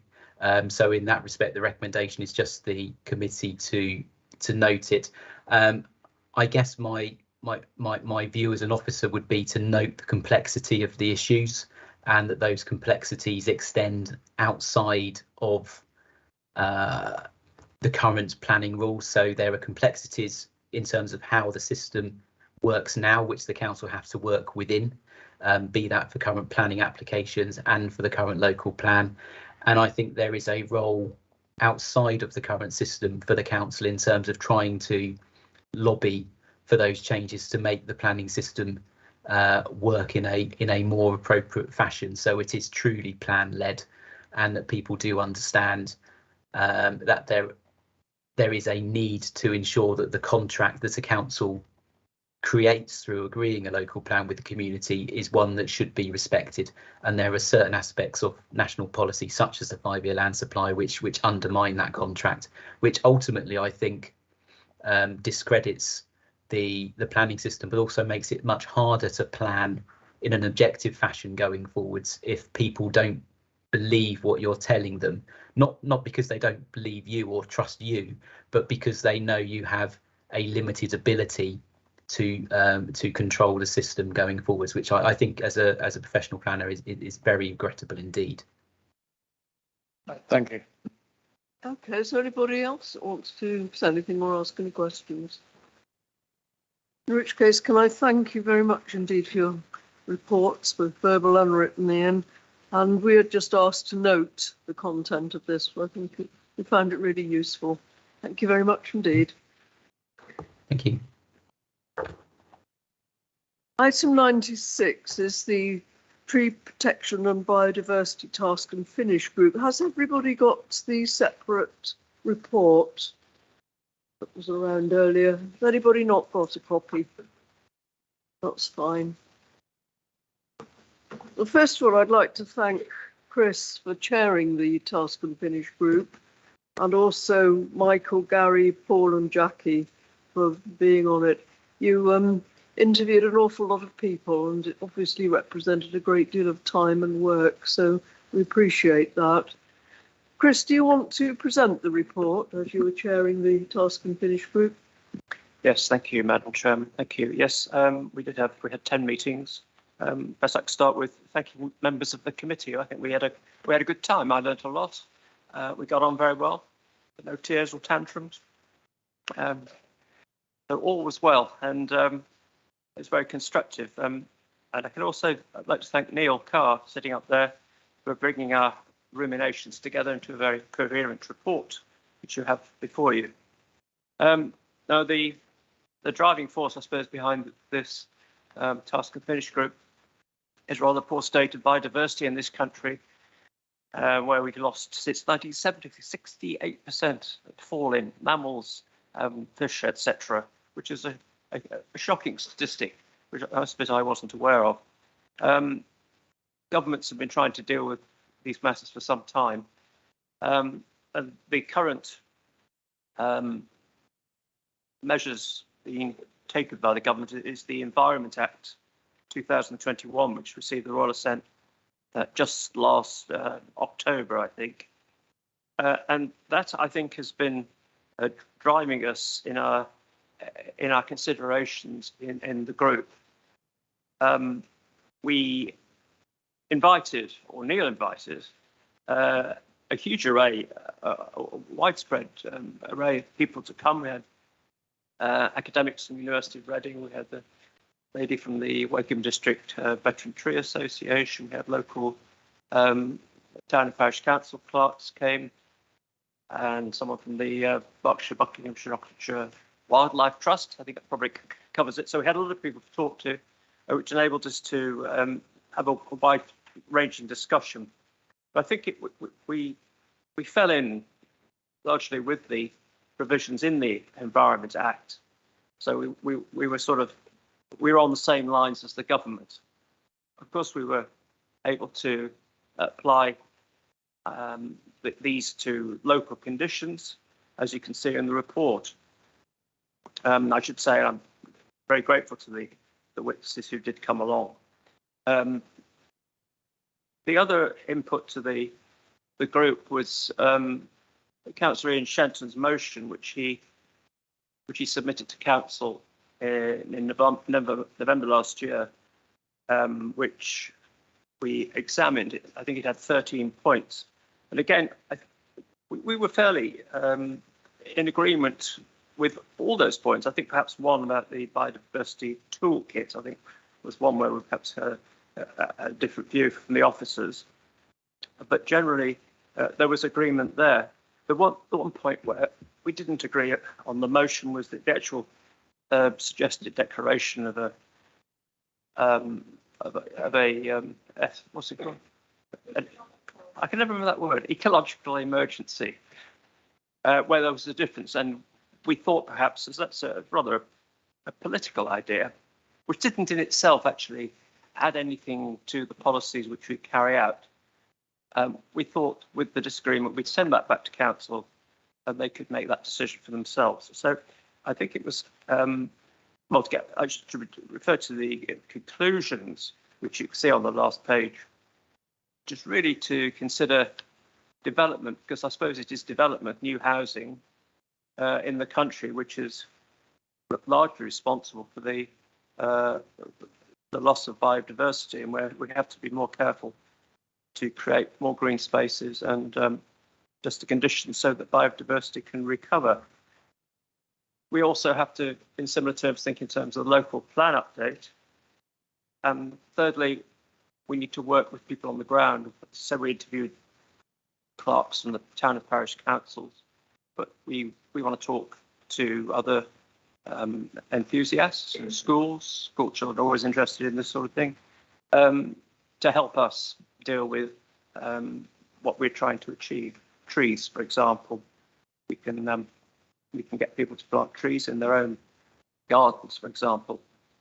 So those really are the items that we discussed. I think it was a successful group, and I think the conclusions are a good way forward. But it's a lot of work, and it's a lot of work for the officers to do to embed the conclusions and conclusions we've reached into existing policy in an efficient and effective way. So thank you very much, Madam Chairman. Happy to take questions. Thank you. I've got Rachel and Sarah and Paul. But can I say first of all that I think the report is extremely well set out, and you've given your thinking behind each of the recommendations that you've come up with. I found that very clear and very helpful. Before I come to the people who've had their hands up, do any of your colleagues from that Task and Finish group want to say anything else beyond what Chris has said? Or will you just be there to answer questions? That would be fine. Did you want to come in first, Paul? Oh, yes, because you were on the group, weren't you? Yes, that's very kind. Thank you. It's really a couple of comments I'd like to make. Yes, I think the Task and Finish group did work very well. and as has been said, there was no tears or anything like that. So it did work very well. Bearwood Lakes, which is page 16, 17, recommendations 7 and 8, the loss of the 450 semi-mature, mature and veteran trees at this site that provided a significant tree canopy and was covered by a blanket tree preservation order, was damaging to the local wildlife and environment and biodiversity. The developer, under their planning permission, were not permitted to remove any tree or branch without the Borough Council's agreement, but knew that there were issues with those trees that were growing on the Earth Dam from their inspection report of the reservoir in 2015. Unfortunately, these protected trees were not protected from the Reservoirs Act, and their loss is a scar on the landscape. We can only hope that officers can negotiate replacement trees as a mitigation matter, but it really isn't a satisfactory conclusion to what is a sad matter in that particular case. I'd also like to just mention the ecological emergency, because the UK is one of the world's most nature depleted countries, in the bottom 10% globally, and last in the G7 group of nations. And researchers found that the UK has an average of about half its biodiversity left, far below the global average of 75%. A figure of 90% is considered a safe limit to prevent the world from tipping into ecological meltdown, according to researchers. Many authorities have already declared an ecological emergency, some as standalone, others as a climate and ecological emergency together. And I was strongly in favour of declaring an ecological emergency. We cannot allow the devastation to continue in a similar way, and this is why we've now got a climate change emergency. And to me, bringing both the climate change and the ecological emergencies together would make it a more efficient way of working, ensure that linkages and interdependencies are considered together throughout, and should produce streamlined monitoring and reporting process. Thank you. Thank you very much, Paul. Chris, do you want to come back into that? Yeah, just on the Bearwood Lakes, just to emphasise that the council couldn't have prevented the trees being felled because, as Paul said, under the 1975 Reservoir Act, they could act without permission from the council. But you have to bear in mind as well that the act is there to prevent people from the danger of possible flooding. And had flooding occurred and no action being taken, I think we would be talking about this in rather a different way. I won't comment on the emergency because that's going back to council, but we can have the debate there. Thank you. Okay, then Rachel. Thank you, Chair. And first, thank you to the members of the group. Obviously, a lot of time and effort has gone into this, so thank you to those that participated. I had a couple of questions I wanted to ask the group. Firstly, on the tree planting. So in January 2020, the Climate Emergency Action Plan stated that 250,000 trees would be planted in the next 5 years. So that's taking us up to 2025. I understand that under the Garden Forest Scheme, where residents can apply for trees, so far 1,880 trees have been allocated. And as a whole, by the end of March, 15,000 trees will have been planted in total. So that's 6% of the 250,000. So the question on this is, I see that you've recommended an action plan to address the 250,000 target. But would you agree that based on the evidence to date, so we've got 15,000 trees in 2 years, it's very unlikely that the 250,000 trees target will actually be met in the next 3 years without some radical change or radical plan? Chris, do you want to come back on that? Well, I think it's an officer question, really. I wouldn't know the answer to that. I don't know how the phasing's been calculated. Gregor might have been able to answer that one had he been here. But perhaps we can, because we have no officers here, I don't think. Perhaps we can pass that on to officers for an answer. I mean, it was really whether the group considered that, considered how realistic that target was. I don't think we did specifically, no.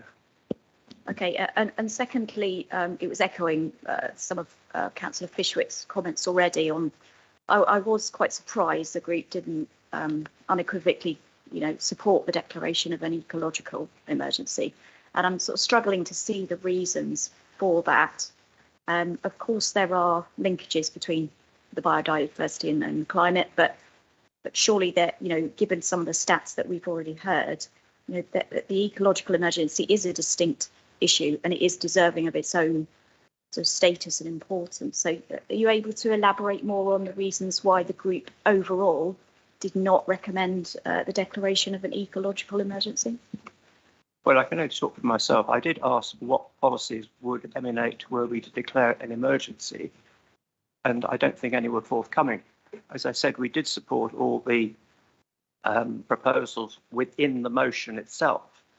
It just seemed to me, first of all, that declaring the motion itself would have no particular effect, and that it, in my view, is unnecessarily alarming and rather meaningless. I'd much rather we just got the policies right, integrated them to an extent with the policies and for the climate emergency, and left it at that.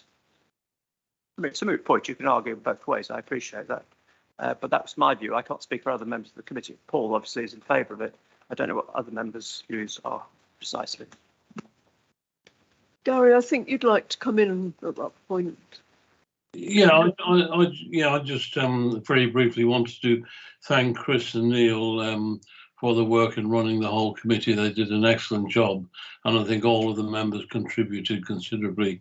Paul's comments on Bearwood Lakes, I would also support, and I've got other issues that have to be dealt with there, so I've adopted a slightly different view on that. But overall, I think the committee functioned extremely well and did a good job, and I'm just looking forward to it going forward and being ratified. Thank you. And Michael, you've also got your hand up. Yeah, thank you very much for that. Yeah, we did have quite a big discussion about whether declaring an emergency or not, and we were I think we obviously didn't agree with that particular idea. I think we agreed on all the other recommendations. I think, as we definitely agreed there. But my personal view is a bit like Chris. Really, my personal view was, what value would a declaration actually add to it? My view is it wouldn't really add anything to it if we're doing it already, or will be doing it already. But I do appreciate I think about us being at, the bottom of the G7. I think the figures actually come from the House of Commons. So I made sure that was in the report, because that's it adds a lot of weight to it. So if we're going to do this anyway, it's really a bit alarmist, which I don't want to scare the people to death about anything, because I think we've got enough to worry about now at the moment in this world, which are probably a bit more pressing. But I think we all took it serious. We've all got the same view on it. It's about how we actually go about it. But I don't think it's really necessary to do a declaration. That's my personal view on it. Thanks. Okay, thank you. And Sarah, and then Jim, and then Sam. Thank you. Thank you for the report. It's really interesting, and thank you all for the work that was put in. And I'm glad you got to meet Matthew Stanton from BBOUT, actually, because he sat down with Ian Shenton and myself and actually helped us write the ecological emergency motion. So he helped us with all the science and the kind of things that we needed to do. So I'm really glad that you got to meet him. I've got 3 areas I just wanted to go into. First, while we're on the topic of whether we should officially declare an ecological emergency or not, I want to provide the reasoning why Ian and I put this forward in the first place. It is alarmist, needs to be. We, as a council, declared a climate emergency. You could argue, put the same arguments that are being used against not declaring an ecological emergency against that. But we still declared a climate emergency because this is about sending a message out to the public of our commitment to doing something. And declaring an ecological emergency is very much the same reason why we declare the climate emergency. We need people to sit up and realise the problem that we've got. The climate emergency is a major alarming thing that's hurtling towards us, which is effectively about man's future existence on this planet. The planet will survive, but man won't. The ecological emergency is about human destruction of nature. And it's not been seen in the same way as climate change. And it needs to be, it is up there. They're both planetary health issues, and they both need to be given equal weight. And it is an emergency. And so while declaring an ecological emergency doesn't change what we do about it, doesn't change the recommendations necessary and some of the things, the actions that we can take, it sends a very clear message to the public. We understand, we need to do something, this is serious, we need everyone on board. And that's the reason why I think there should be a recommendation in there to council to consider. And maybe what we could do is put a recommendation in. This goes back to council for a discussion, and we can debate it as a recommendation, and council can discuss it as full. So I think we should put a recommendation in there. The other thing I just wanted to ask about was the nature recovery toolkit. And the reasoning I understand from the report of not having that in there was because of having the officer resource. Now, I know that the officer resource is greatly stretched in this area. And should officers leave, then we have a bit of a hole there. I don't understand the reason for not doing a nature recovery toolkit. It's something that BBOUT thoroughly recommend doing.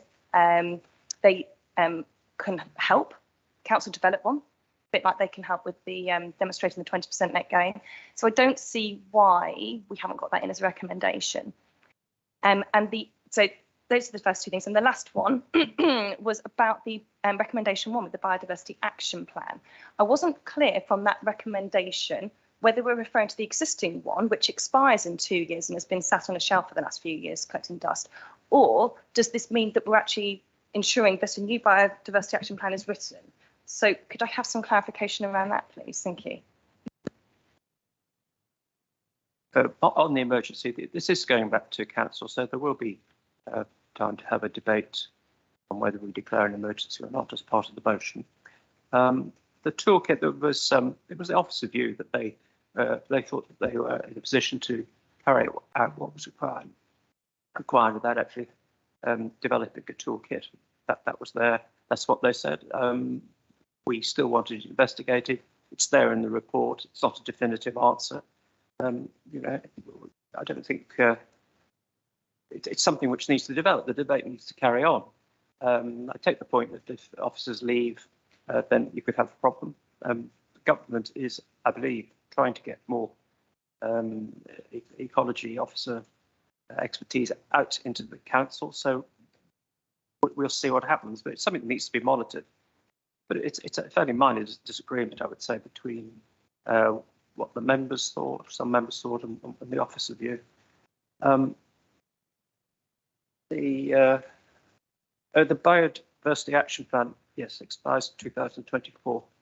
I think it was a revival. It was a revival document, and maybe a new document, or maybe an amended document. It needs to be a whole new one. Well, whatever. That's something to discuss nearer the date. I mean, the fact is that actually the report on the action plan hasn't appeared for, I think that's since 2014. So it's obviously gone into abeyance there, and it certainly needs to be revived. So I agree with you there, Sarah. I just wonder maybe if some wording could be put into the recommendation to clarify, be reviving the existing one and going beyond 2024, there will be a new one coming out of that, because that was very vague, that wording. It did make me wonder what was being referred to. Well, vagueness is sometimes a good idea. So I'm not quite sure whether it would be a new document or not. It would need to be a new document. Semantics, isn't it? There will be a biodiversity action plan which we would need to follow. Neil believes he can help here. So just to clarify, the officers did tell the group that work was beginning to start on providing an updated biodiversity action plan, and then that would be part of this annual report, progress against that. Could maybe the word emerging or updated be put in front of the back or something like that, please, just to be clear? Microphone. Microphone. Microphone. Oh, it went off on its own. I said, if it goes to full council, there will be a chance to discuss it all again in a wider forum, so it wouldn't be the end of it. I appreciate that. I guess the point I'm trying to make is if we could get this right now so that the wording that goes in front of the council means it's less vague and we're clear about it, these things don't come up again if we could get the recommendations right now. So could either the word emerging or renewed go in front of Biodiversity Action Plan in recommendation 1, please? Would that be okay? So we're absolutely clear. I'm happy with it as it is. Well, I was going to say I would support that just to make it clear. Right, let me come to Jim and then Sam. I'll be very brief for once. I'd just like to thank the group. It shows what how much can be achieved in such a short time. This report is clearly laid out and sets a standard for future reports. Each of the recommendations has the rationale behind it. The views are in there. I think it's a really excellent piece of work. So thank you, guys. Thank you. Sam. Thank you, Chair.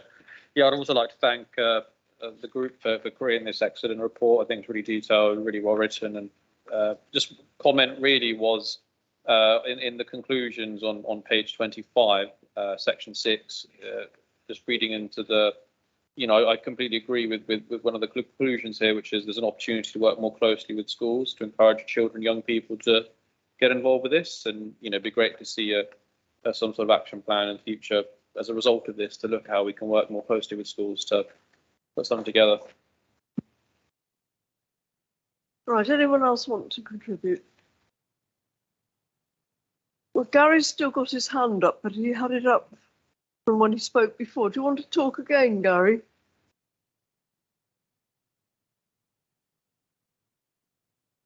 He's gone home.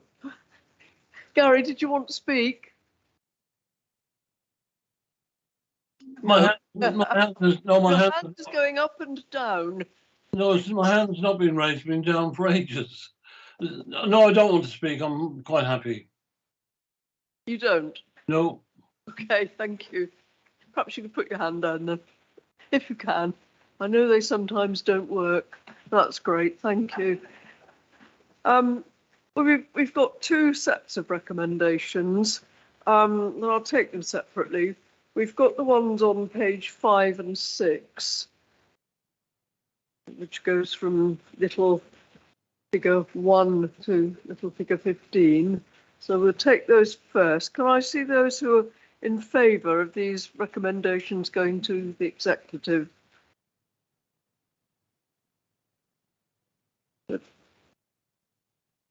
No, these are the ones to go to executive, aren't they? Pages 5 and 6, the 15 separate recommendations, they will go from overview and scrutiny to the executive to consider. So may I see those in favour of these recommendations going to executive? Pauline, does that include the site amendment as well? It includes just what's on pages 5 and 6. Nothing else.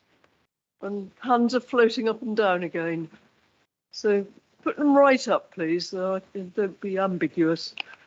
Thank you. Okay. And those who are against those recommendations? And any abstentions? 1 abstention, thank you. And now then, turning over to page 24, 3 recommendations there.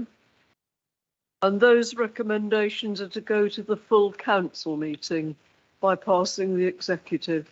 So can I see those in favour of the recommendations to council, that council consider the task and the finished group's evidence relating to the council motion and determine whether or not to declare an ecological emergency, that council note the progress made in relation to the specific points set out in the council motion and the proposals for future action, and that notwithstanding the decision on ecological emergency, Council receive an annual update report on progress relating to tree protection and the protection and enhancement of biodiversity across the borough.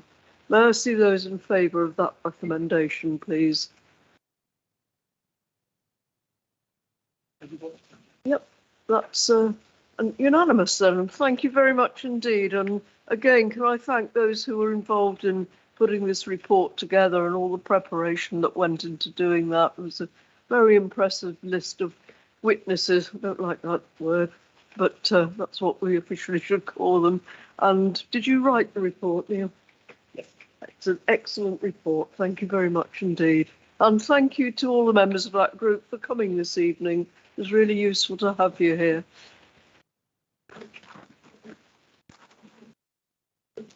Item 97, the overview and scrutiny work programmes, and that's on page 87.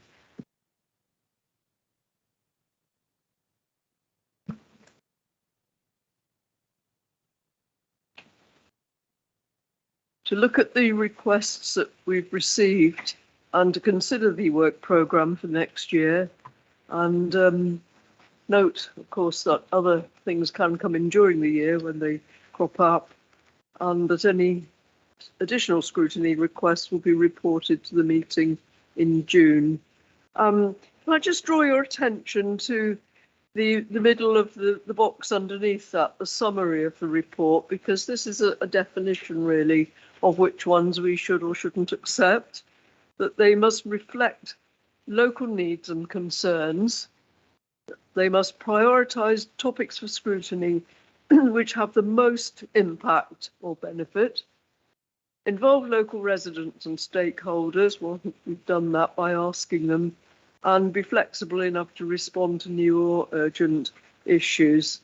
Now there is, no, that's the motions. It's Appendix A that we have to be looking at on page 91. And what I propose to do is to first of all go through the ones that it suggested should come to this committee and see whether you want to take them or whether you would rather they were taken by another committee or not at all. And then we'll look at the ones that are possibly going to C&C, and I'll be grateful for Guy's input then.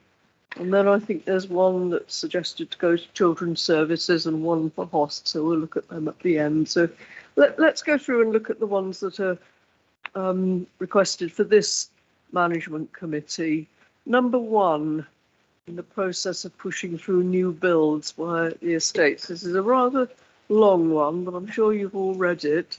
Has anybody got any comments on that? Jim and Alison. Thank you, Chair. Yes, I would support adoption of this as a programme for this year.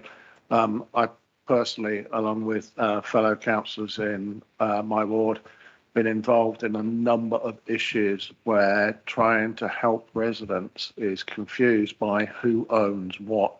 It's taken 4 months to get 2 light bulbs changed in streetlights because of a debate between whether it's Wokingham, the parish, or the developer that actually owns the light. And in that time, a partially sighted resident has had an accident and ended up in hospital because of improper street lighting at night. That cannot be allowed to carry on. We need to sort out a process where ownership for getting issues solved is quick and it doesn't take that long. Thank you, Jim. Alison. I think it was 2019 that we did have a task and finish group look at new estate infrastructure. I think Sarah, Andy Croy, Abdul and Paul were on it. And I just wondered if perhaps we should go back and look at the recommendations and whether they were all fully implemented. Because, you know, you did a lot of good work and dug quite deeply into this. And without looking at it again myself, some of these things seem to be things that you highlighted back then. That would be quite a useful thing if we are to take it forward. That would be a useful thing to include in the report, wouldn't it? as you say, it's nearly 3 years ago now, wasn't it? Sarah? Yeah, obviously I was on that task and finish group, and I don't think it looked at everything that's been asked here. It looked at part of it, but not all of it. So maybe what we could do is actually, as Alison suggests, actually get a report back on progress of the recommendations that were made back then, and in addition to that, look a bit deeper at what's been asked here in this request, and that could be one big item, because irrespective of the recommendations we made, while there have been some improvements, there are still massive problems, and so clearly more work needs to be done in this area. So I'd certainly support that. Thank you. So can I see those who are happy? Oh, Jackie. Yeah, I just want to agree with Jim particularly. In our ward, it has become chronic, especially those first 2 points. So, you know, I think it's very important that this one's talked about. Thank you. So may I see those in favour then of bringing this one through to ONS management? Those in favour? Thank you very much. Okay, so we'll tick that one off then. And next one over the page, at the top there, about the bus curbs being too low, even if the ramp is pulled down. This one. That's C&C, isn't it? We'll come to that one separately, because we've just deal with 2 and 3 are community and corporate. Yeah. Well, what about this one? Is it something that's relevant to most residents? Is it something you would want to? What number are we on, Chair? Sorry? What number are we on? Sorry. Top of page 92. Chair, this is the 3 about the bus stops for community and corporate. I think this one might actually be more relevant in talking alongside it regarding the bus strategy, which is due to come to community and corporate in the new municipal year. I think that would be the more a side task for that aspect to be examined there. So you'd be happy to take that to C&C, would you? Yeah, I think it's the logical place for it. Sorry? I think it's the logical place for it. Yeah. Are people happy with that? It's a very generous recommendation from Guy. Thank you then, Guy. Next to a C&C. Then one about air pollution and transparency and honesty. Neil, aren't these issues already being addressed somewhere else in the council? So air pollution could be addressed. We're getting the annual update on the Climate Emergency Action Plan in June. So it could be addressed as part of that process. That was what I was thinking, to ask that group to pick it up. Sarah? Air pollution is an issue in its own right. I don't mind it being at the same meeting, but we do need an update specifically on actions around air pollution. So, I mean, in the next agenda item, which looks at the motions, and as the air pollution one, the response on that I wasn't too impressed with, because it doesn't actually go into any of the detail of what we passed as a motion. There's a lot of stuff going on with the various PM 2.5 monitors going in around the borough. They're looking at some of the no idling zones. Plates are being developed at the moment. There's positive work going on there at the moment, which we don't get that information in the climate one, because climate change isn't the same thing. So I would very much support us having a separate item that focuses on air pollution come to this committee, please. It's a really, really important one, you know. At this committee, you mean? Yeah. It's a really big deal that, you know, it's killing people. So, Alison? If you, on page 99 for HOS, we do have an item 9, scrutinising the council's plans to improve air quality across the borough. So that will be happening next year by HOSC. So you'd be happy to take it to HOSC? Well, I was just going to raise that to Sarah's attention and see what she thought. Rebecca? Could we not ask that it's detailed in the report along with the climate emergency? Ask for specific, information about air pollution to tie it in with that. anxious that we don't duplicate work that other people are already doing. That was why I made the suggestion. Alison. Yeah, I mean, item 12 for HOSC is scrutinising the planning process in relation to the consideration of health issues, which I would have thought quite clearly involves air quality. Which is that, number 12? Yeah, on page 99. And does that go with number 6? Well, we're looking at number 6 at the moment. Yes, because it's scrutinising planning in relation to the consideration of health. So what we're saying is that, you know, when we're looking at where the new built properties are and how they're being built, that air pollution and the issues associated with it, the health issues, are looked at. So I think we would be putting number 6 would be covered by number 12 on HOSC. So air pollution around schools.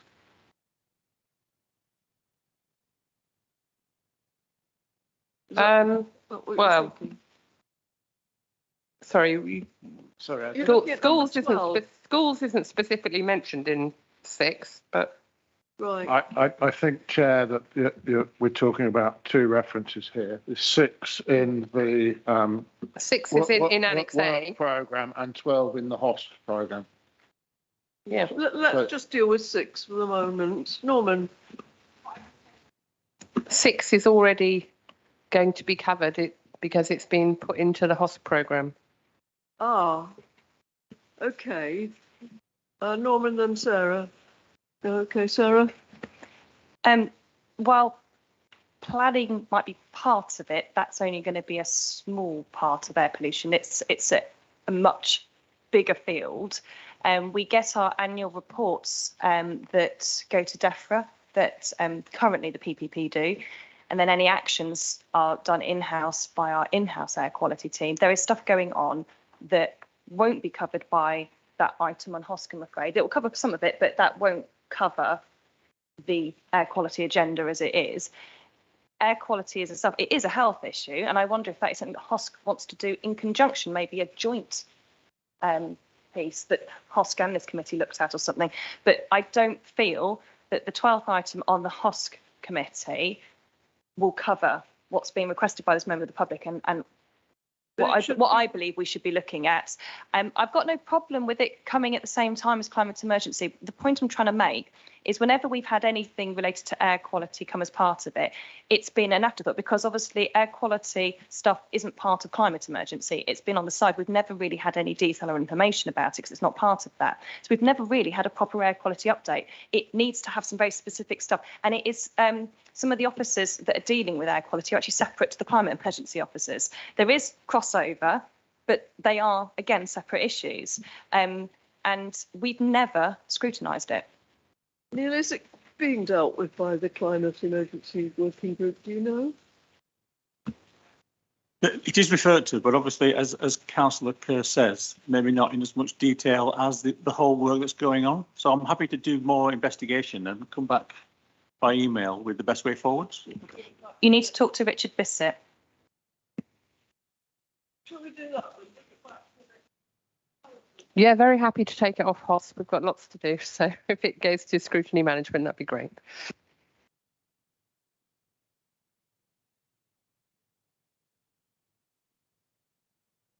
Somebody keeps switching it off.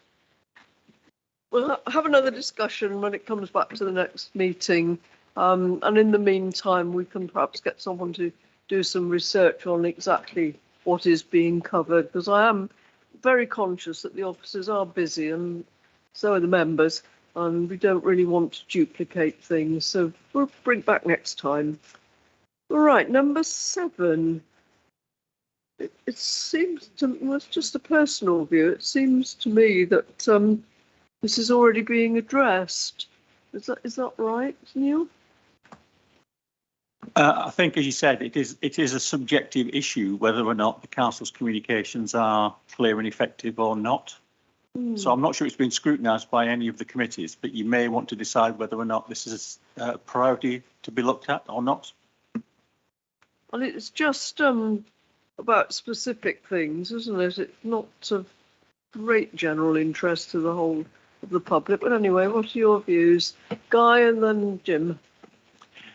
Chair, the context about what this is talking about is down. I think the examples given are definitely a personal interest rather than a broader aspect, because transparency and honesty can go a long way. However, you might not like being told the honest truth.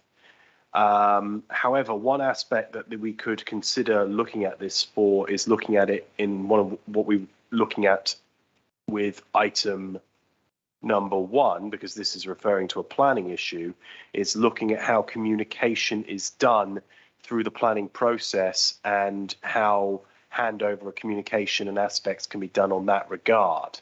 Perhaps that would be a better place for this than as a separate individual item, to basically look at the transparency and communication of development going back to the local community. That's where I would put the broad scheme about what was intended here, I believe. Thank you for that suggestion. Jim?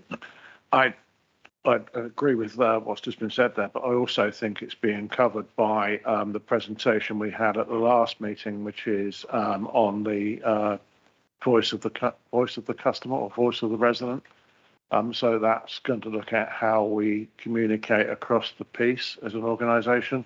So I think it's actually covered outside. I think that's quite a very helpful suggestion. So just to include it in number 1 and broaden it out to include communication generally. Is everybody happy with that idea? Do I see anybody that's not? Right then, we'll do that. Thank you. And then the next page, 93, Council committed to active travel and the climate emergency. It's shocking that I've been told that the Finch-Hampstead Road is a safe cycle route to school. It's a rather aggressive thing, but never mind. Rebecca, have you got a view on this? Because it's really to do with your ward, isn't it? Well, it runs in with Sarah in Everton. Sarah and I have both been looking at a cycle route over the last 18 months, and it's incredibly complicated. It's not as straightforward as we would like it to be. So I can imagine, I hate to say this, that this parent probably has been told it's a safe cycle route. I mean, I've been told that, you know, it's suitable for a child to cycle, of, you know, a young child over, you know, a mile from another school to another school. So I can almost hear this, but whether, you know, this is slightly personal, this particular comment, whether this could be included in the other areas that we are looking at in cycling, because there is a huge issue for cycling in from Finch-Hampstead. It doesn't exist, and it's something that we are working on. I'm working on with the parish council at the moment. So do you think it should be considered, or is it too specific? I think it should. Well, parts of it could possibly be considered, but not the. I think kind of narrowing it down to one particular road, because I'm sure there's so many other areas within the borough which have these issues as well. So I think it could be considered, but not specifically Finch-Hampstead Road, although I don't disagree with what this person's saying. It's probably not very helpful, sorry. Jim and then Sarah. My personal view is this is a ward matter in its detail here, and if it's a more general question, I think it's a sort of thing that should be asked as a resident's question or a member's question to the executive, rather than coming to overviewing scrutiny. I think you're more likely to get a quicker answer than taking it to overviewing scrutiny. Certainly get a quicker answer.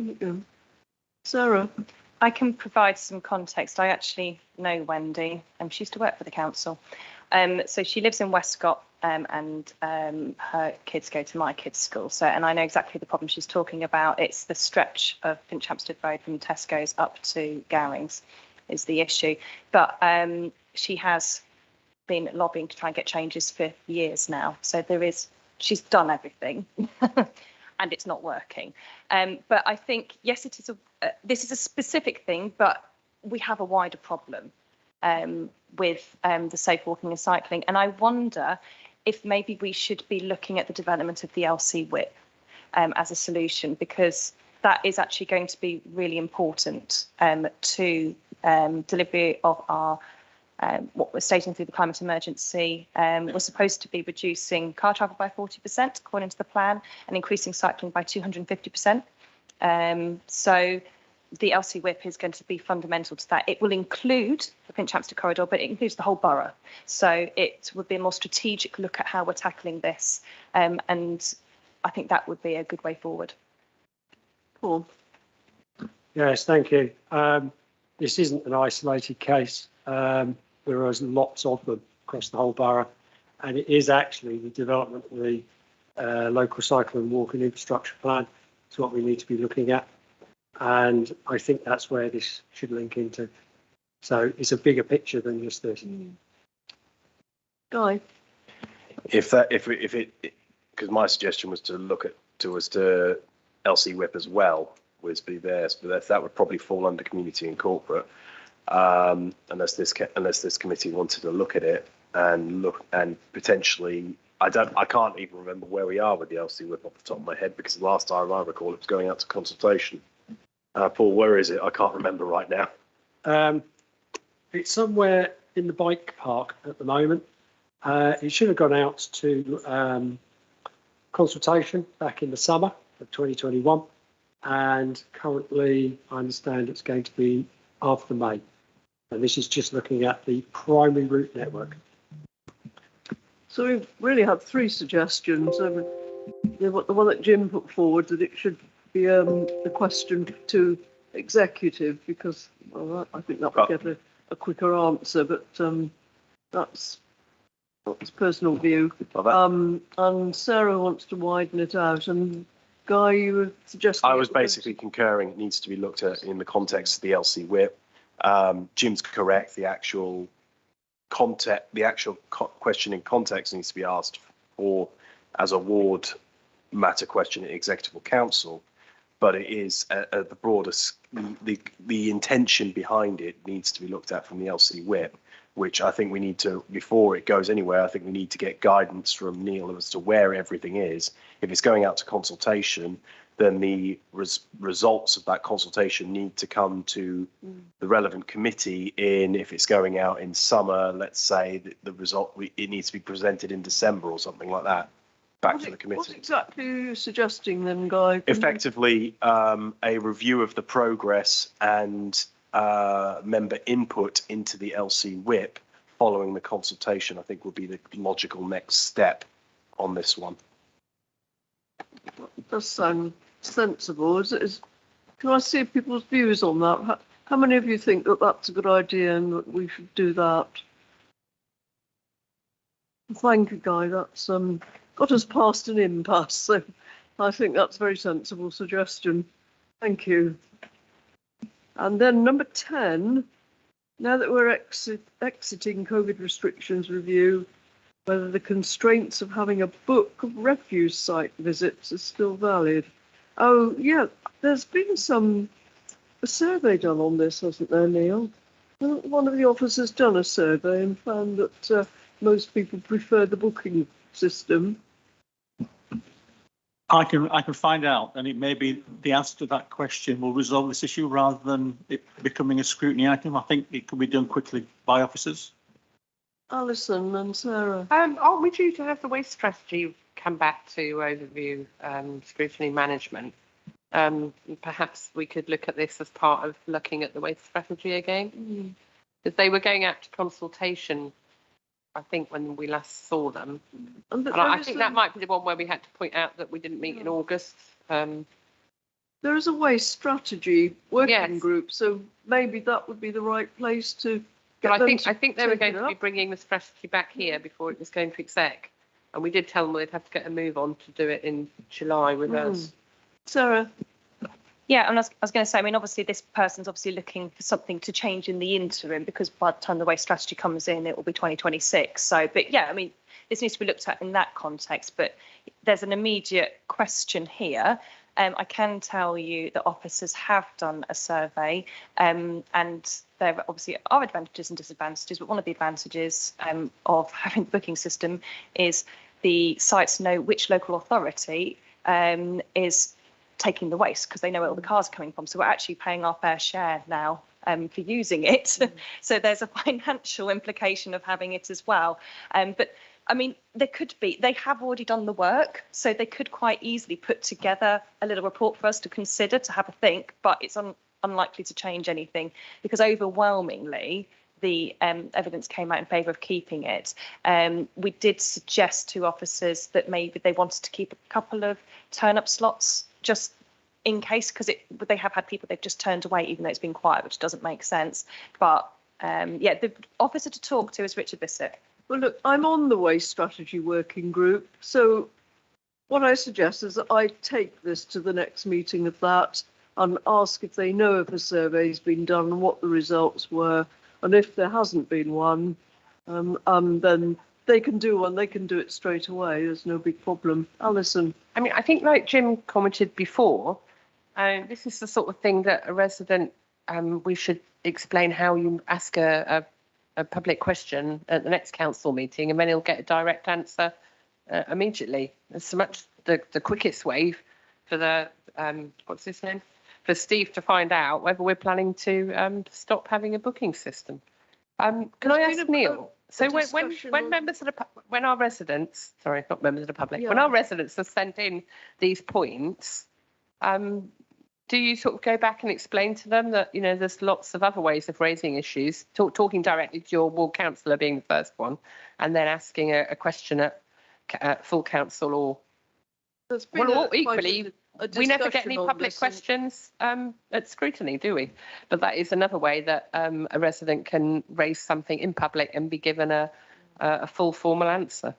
There's been quite a discussion on this on one of the Facebook pages, and the views seem to be split 50-50 between those who love the booking and those who hate it. So I think we need to sort of pick this up on the Waste Strategy Working Group. I'll do that. I'll take it to them. Okay.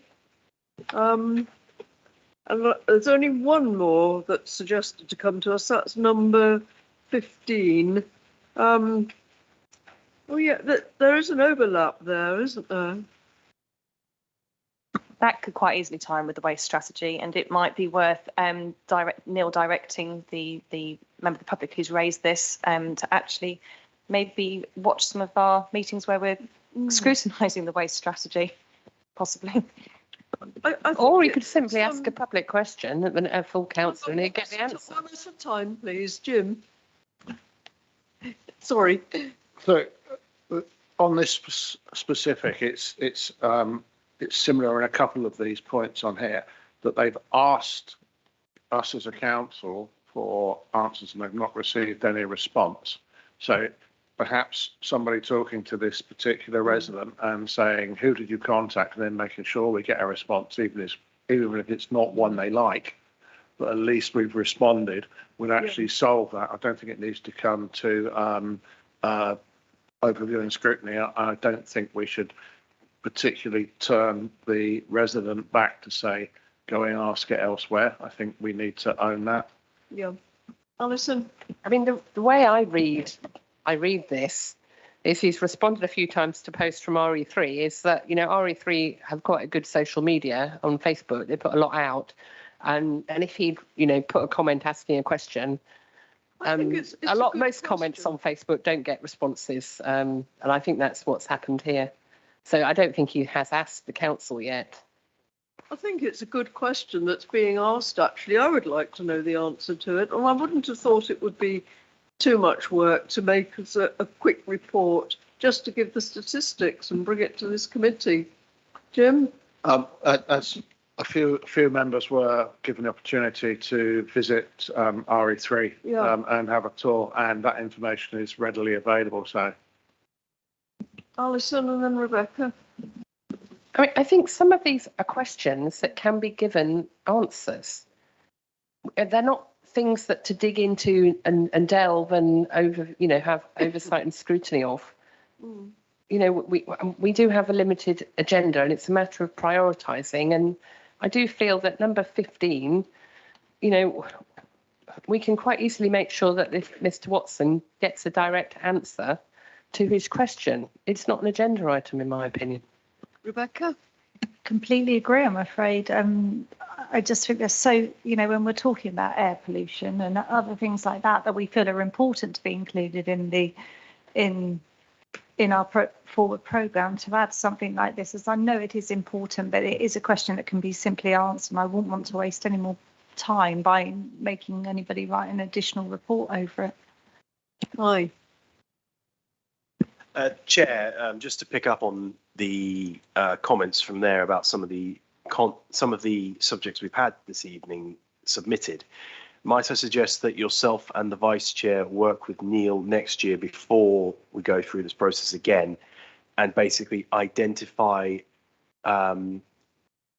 subjects that are more questions or individual aspects as opposed to broader topics, and basically highlight in the meeting the ones that you feel that you and the Vice Chair feel that are scrutiny topics, and then the rest as an appendix showing what has been submitted and what has been viewed as, but in your opinion, as more of a question. I think that might help the process going forward next year, because there are some where there's some ideas and greater scheme of things that will contribute, but are missed, as it were, due to the personal connotations that they are putting around it. So I think having a screening, as it were, from yourself and the Vice Chair in support with support of officers would be a lot more beneficial to the progress here.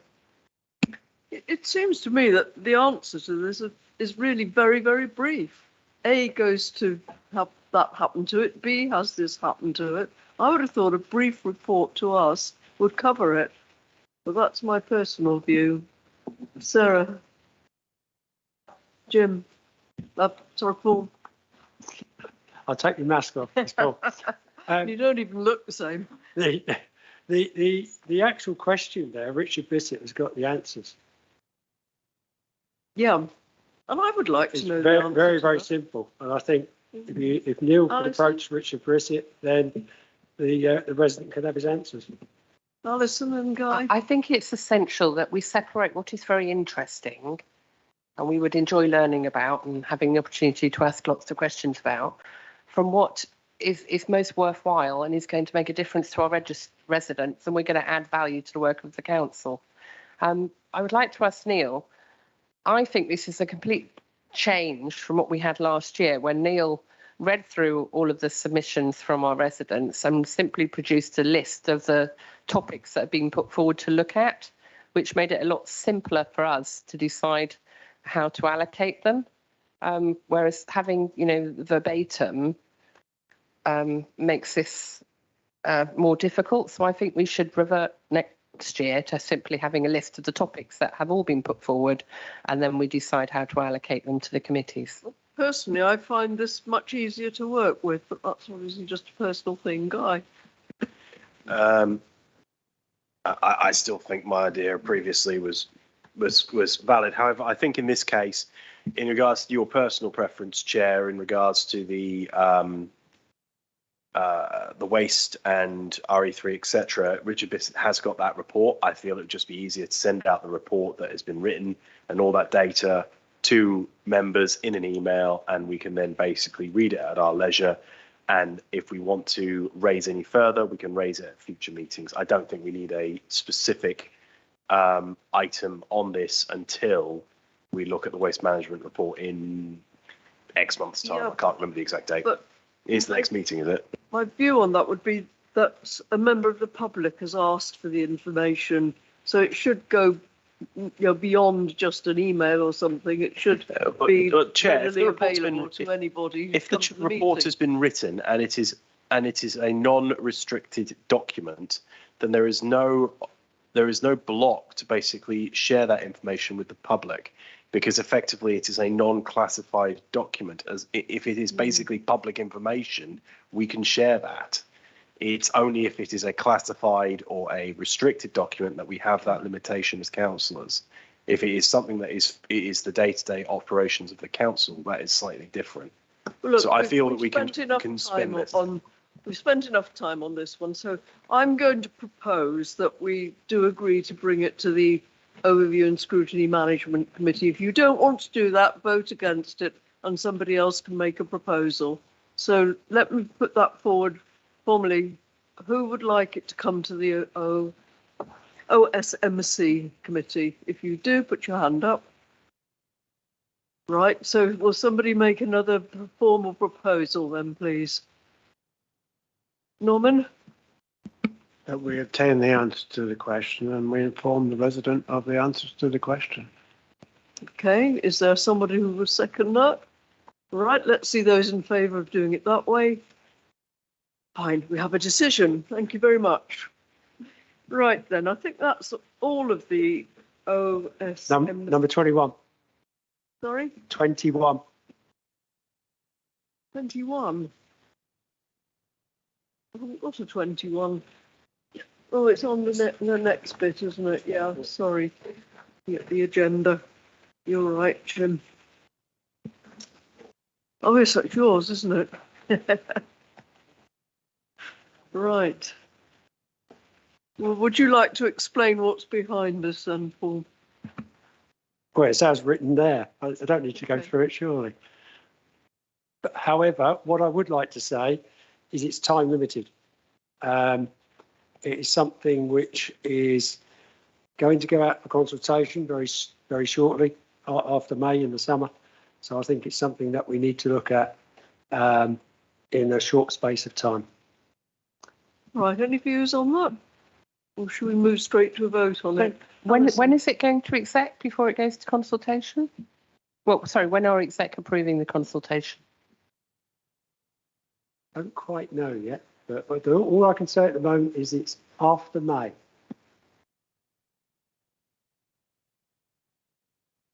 Right, well, let's just vote on this. Those who want it to come to this committee, put your hand up. I can't, people who are just doing that, I don't know whether you're leaning on your hand or whether your hand is up. So put it right in the air, please. 2, 3, 4, 5, 6, 7, and those who don't want it to come to this committee. And those abstaining. Right, so I think that's in favour of it coming. Thank you, Paul. Right, that is the end of the OSMC one. So let's pop through, and basically I should be relying on Guy to say whether he thinks it's relevant to his committee or not, without having to meet every week. So number 2, footpaths. Thank you, Chair. I believe that we have covered off, or we were discussing footpaths and aspects previously on community and corporate and regards to how they are maintained, etc. So that would fall under current program. Sorry, I'm just trying to open up 2 different files at once. Yeah. So I'm just looking at the. So you're happy to take it? It is under CNC's remit. I'm just trying to remember where, because it has been looked at previously in the last municipal year, if I remember right, but it could be I'm just going back even further in time. So it will require an update, I suspect. So there's no objection there. Number 3, the bus strategy document is due to come to community and corporate, so the bus stops can easily be covered under that. We already decided that, haven't we? Yep. Litter? That's a ward matter, specifically because, it's probably more of a highways question if it's A327. What about 5, which is also litter? Is that different in your mind?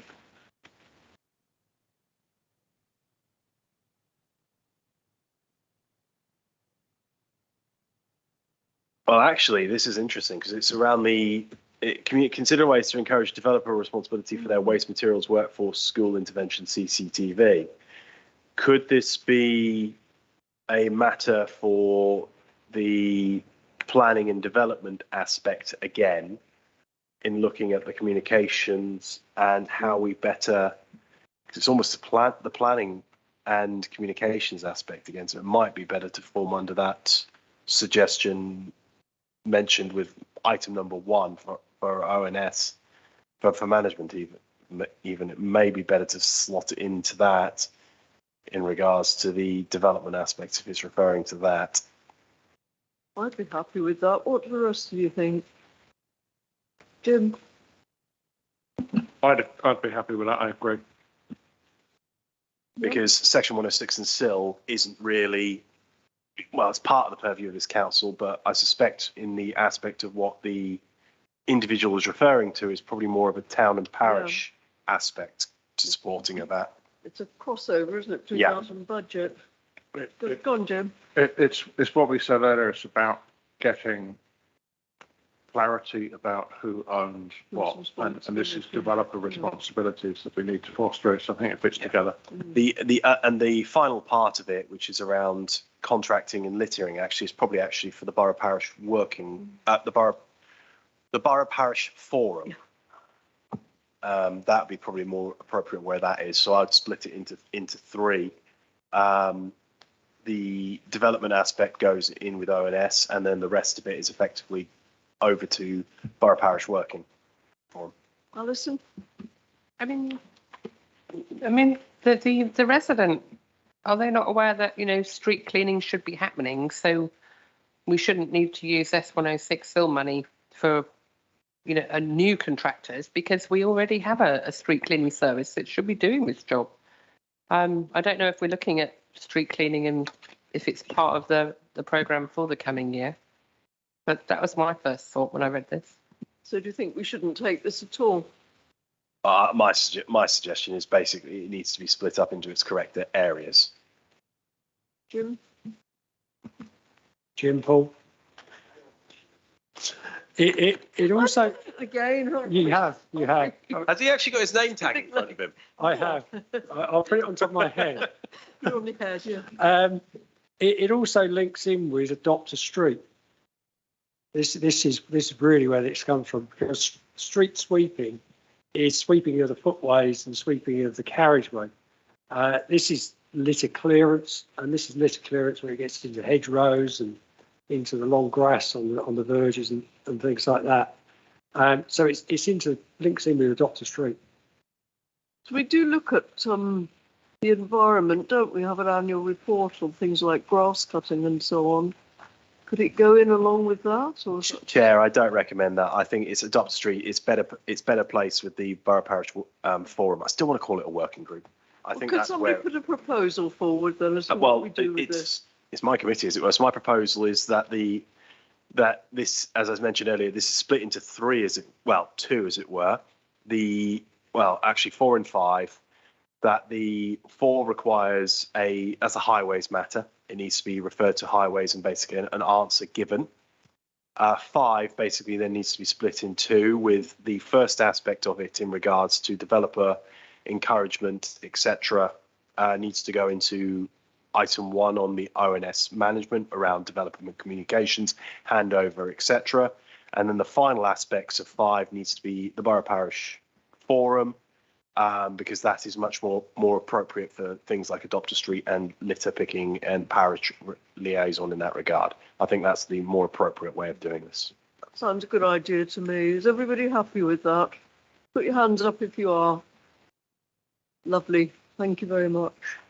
Well done, Guy. That's disposed of that one. Where are we now? Dealt with, not disposed. Next one is 11, isn't it? Local highway reviews. That's coming up. It's in the reviewing highways and transport issues, including highway contracts, customer service, car parking, strategy and cycling infrastructure. That is all in the forward plan currently. Number 12, I should probably declare an interest there, as my daughter does go to Hawkton School. It is a ward matter. And I think I might ask this question next week when we got the police turning up. In that regard, and it's the parking enforcement department again, and how they operate outside of schools. I know this is constantly being looked at, but education with parents is the number 1 aspect it needs to do, and every September it needs to be done again. So I think that is in action in various different departments. I don't know if everybody's aware of the new antisocial behaviour service that is being set up from the 1st of April. It's hopefully going to be a great deal more robust, and there's a team of 5 people, I think, who'll be on the end of a phone. No, not a phone, an email. So there's a paper trail, and they'll be on duty quite a lot of time during weekdays and more so at the weekends, up until 2 o'clock in the morning. And I think what Imogen is getting at is that that's not late enough, 2 o'clock in the morning, because stuff's still going on. Rochelle, do you want to come in there? Yes, unfortunately, the late licenses go on till 3 a.m. and the people hang around outside the bar and then start causing trouble. And that's where they've had various things like stabbings. And you think it goes on after 2, do you? Yes, unfortunately. The people who are having late licenses should be paying for this service after 3 would probably be a good idea, because they're the ones who are causing, their customers are causing the problems. How's that pronounced? I'm inclined to agree with you. It goes on beyond 2 in the morning in my ward as well. Rebecca? I was on the working group for this, and I did actually raise this, the fact that it was finishing at 2 o'clock. They did actually say they would keep the whole service under review on what was required, and would potentially look at eventually, if it was deemed necessarily, that they would extend the hours. Obviously, there's a financial implication, which is, you know, make the people who are causing the problems pay for it. Exactly. But, you know, because I personally felt as well that, you know, things did not stop at 2 a.m. in the morning at the weekends, and especially the behaviours that have been happening in the car parks, and it didn't. So I did raise this in the group with the officers, and I have been told that they will keep it under review. It's kind of very fluid, as they said to me. And what she's asking for really is that councillors should keep it under review. And I think that's right. So presumably they will be keeping data. It's all right, Guy, I've seen you. So it wouldn't be too difficult for that data to be given to this committee sort of early in the new municipal year. Anyway, Guy. How about next week? Well, we got Bill coming next week to Community and Corporate. This falls under his remit. It's probably more appropriate that we ask this question there next week, because I believe this is coming under the process of bringing back PPP and everything like that, and that's where this is originally started from. But Imogen's correct, and the operational aspect, we should be open. Well, to be perfectly frank, it should be in effect a 24-hour service on the weekend and a not 24-hour service Monday to Thursday, as it were. But that's a shift process. It's an operational aspect. That's not for us to comment. It's much more about being logical. So I think this should be covered by Community and Corporate, but I think we need to get a bit more information as to operationally when Bill comes next week to Community and Corporate. Can you take this under that umbrella? Yeah. Super. Okay, thank you. Right, the youth shelter, there's only a question mark beside that, so let's deal with it now. So that's a local issue really, isn't it? This one is very much a local issue. It can be raised with the police coming next week to Community and Corporate as an example about things that need to be done. Good idea. I think that's going to be the most appropriate way to get that, and we can ask it as a separate question. Callum, can I ask that we send these to me in an email so that I can actually remember to ask them next week from the chair? Yeah, okay, that's good. Number 16, the complaints procedure.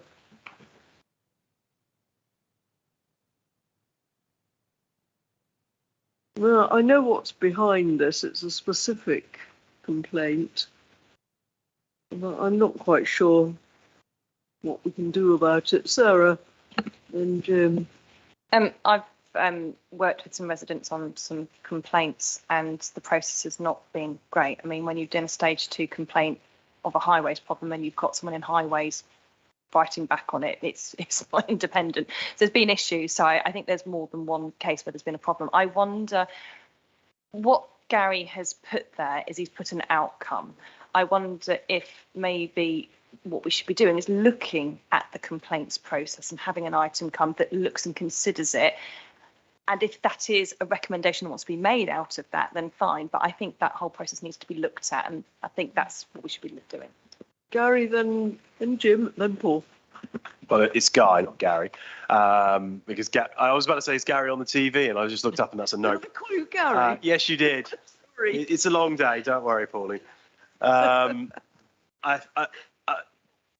Sarah, thank you for that, because I spent about half an hour reading this, going, this is actually demanding an outcome rather than a scrutiny process. So yeah, it's pretty much what I was thinking. I think it would be a process to look at the complaints procedure for escalations, because let's be perfectly frank, let's take Pareto's law as an example. 80% of complaints are dealt with at the first stage and 20% go through to a second stage. The question is how many of those are satisfactorily answered at that second stage, or that need to go higher. If it turns out it's of that 20%, it's sub, let's say 0.5, it's only about 20 cases a year, then we might not necessarily need something like this. But if it's something like 19% of that 20% still escalate up, then we do need to potentially look at something. So I think it would be more appropriate for us to look at the complaint escalation when it goes to phase 2, get the data for that, and then have it basically reported back to the relevant committee, and then it's basically a look of, do we need a stage 3 complaints procedure on that regard? Because as I stated, if it is only a few cases in a calendar year, then it's something that can be dealt with ad hoc. If it is something more considerably higher, we then do need a process. I think that would be the logical way to look at this. Who that would be, I've no idea. So I think we need to look to Neil and Callum to do some investigation on that and see if we can get a report made before it. And to be perfectly frank, it might be better to come to this committee as opposed to community and corporate, because it's looking at complaints across the whole of the council, not just highways. Because if we're looking at complaints about adult social care, children's care, etc., school places, whatever, I think this is the more appropriate committee for it than community and corporate. That would be my proposal. Okay. Jim wanted to say something, then Paul. I think I'm called Frank now. Sorry. Yeah, I agree. I think this comes back to what we said earlier about honesty and openness that's required by our residents. And I think having a process where you have a final stage which becomes independent, I think is the right thing to do, but I think it needs to come to this committee. Okay. Paul. Thank you. Yeah, my previous authority, we had a stage 1, stage 2 and a stage 3 complaint system, and stage 3 was independent. I think this needs to come to probably this committee to review all of the complaints procedure and look at whether or not we need to have a stage 3. It is fairly general, isn't it? Is everybody happy with that then, as the way forward? Hand up if you are. It makes it clearer, doesn't it? Lovely. Okay, we'll do that then. Thank you very much. There's a question mark by 18. That's a ward question. That's a ward question.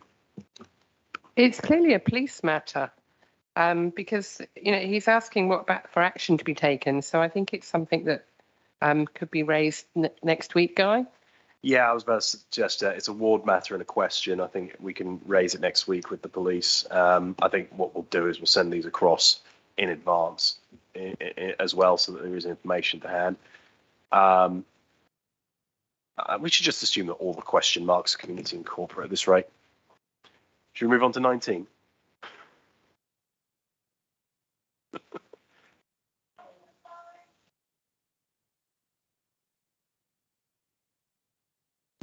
It's never done this before, has it? It's always stayed on. Somebody messing with it for me. Callum, is it you? Thanks for telling me. Right, number 19 then. Double yellow lines. Good about plain English. I think Shirley has got an excellent point here, considering I picked up the paper this morning and used it and promptly wanted to use it to smother someone with, because I looked at all of the information about the highway and traffic orders, which I believe was almost 3 pages across the board. So I think something does need to be done, but I think this might be somewhat out of this council's remit, because I'm gonna look at the back of Paul's head here for a moment, because right now the law is that all of our changes do need to be publicised, but they have to be publicised in a certain way, and that law probably hasn't been updated since I'm going to guess 1960 in that regard. So it might be a tad out of our remit. Paul, do you have anything to add on this? Because I know that you've got a bit more expertise. You are correct, Guy. They have to be written in a legal way because it's a legal document, and it has to be done in that template. Jim, what were you going to say? John's already answered it, except Okay. So what's the proposal then specifically, Guy? I think we need to. I think I'll write back to Shirley and go back to this, and I think I'll CC Paul in as well, so that we can get through it. But I think what we might need to do is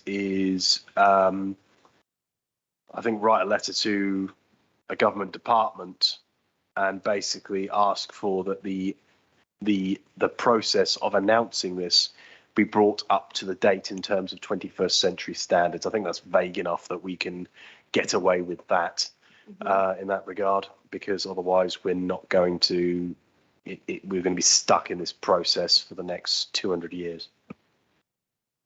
All right, is everybody happy with that approach? Any comments? Anyone unhappy with that approach? Okay then, Guy, thank you very much. And over the page, 20.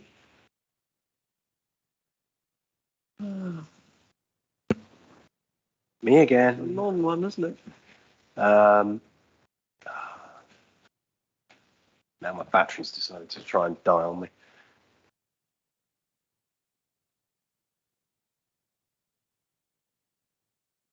Yeah, it's a statutory obligation. This should be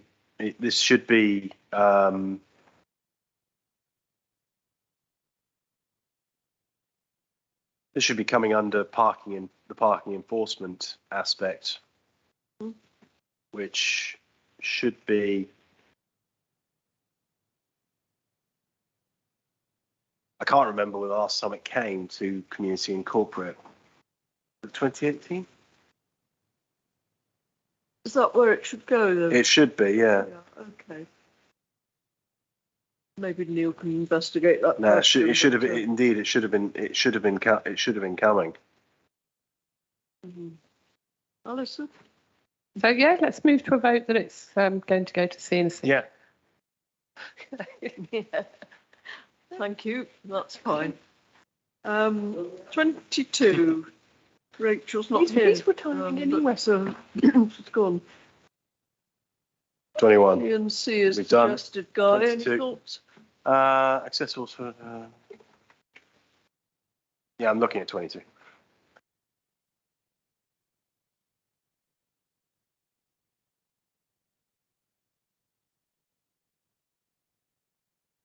Yeah, that should be under the sport. That should be the sports and leisure strategy. We should definitely consider that into that process in there, so we can slot that in under the leisure strategy that's currently being, well, the scrutinisation has started, if my memory is correct. Should be on the list for next year.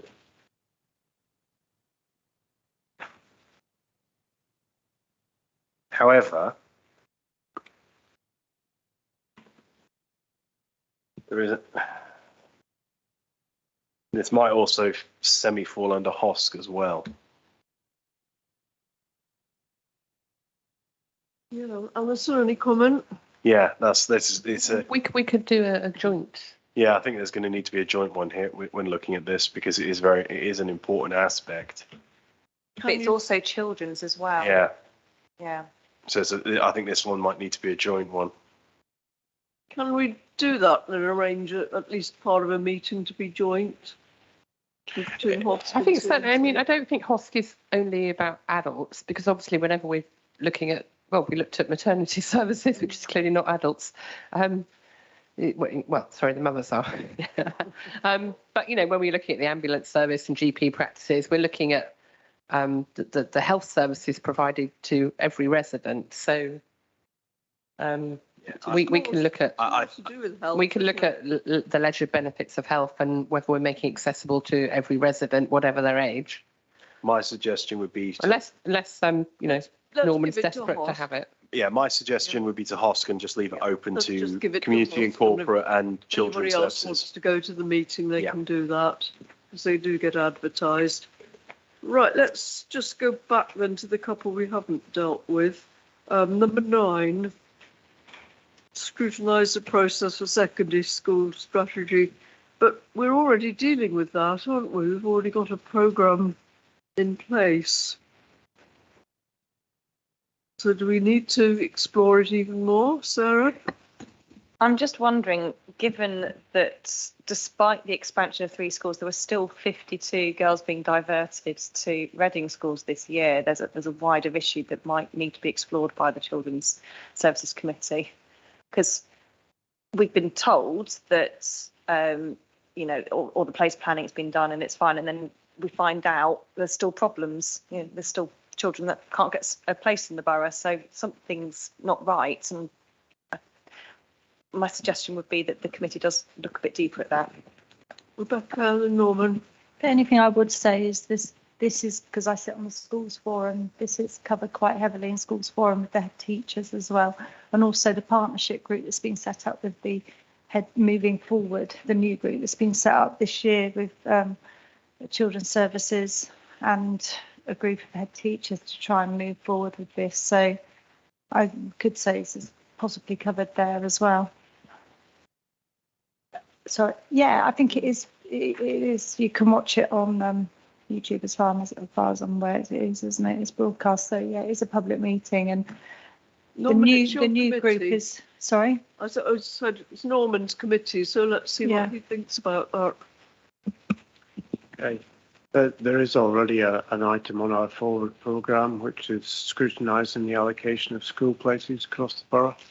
So it certainly forms part of that. I mean, it's a very important subject, obviously, and it probably does get looked at in 2 or 3 places, but it's very important. So it's already on our programme. Are you happy to put it into yours, sir? Yes, because it's part of the. Is that okay, Rebecca? Right, let's stay where it is. And then there's one final one. 17, isn't it? And that is about GP performance. Straight to HOSC, I think, Alison. Yeah, that's fine. It already fits in with our forward programme of making sure that there's the primary care services are fit for purpose. Lovely.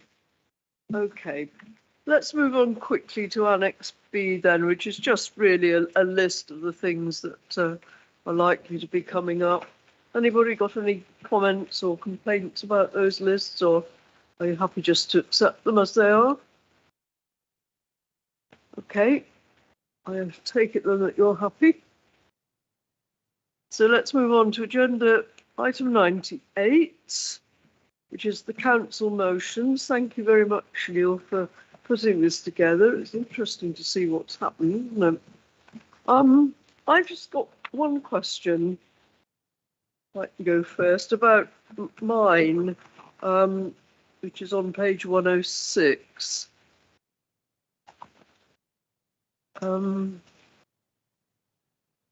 It says sprinkler policy centred on schools. To be confirmed, but I thought we already had that policy and it was working. Norman? Sorry, Colleen, this is another one where there's supplementary paper, which does have more information in it than we've got on the agenda. Oh, right. Oh, yes, you're right. I noticed that. Oh, that's right. Yes, I did see this. Sorry. I was puzzling myself because, no, anyway, I've got it now. Yeah, I know what my question was going to be. We did contact the government. In fact, 2 days ago, I was at the fire services conference, and I raised this question through a question that I asked to the Minister for Fire. And he just, I'm afraid, kicked it into the long grass, but I shall pursue it, because what we really need is some legislation that all new buildings should have fire sprinklers.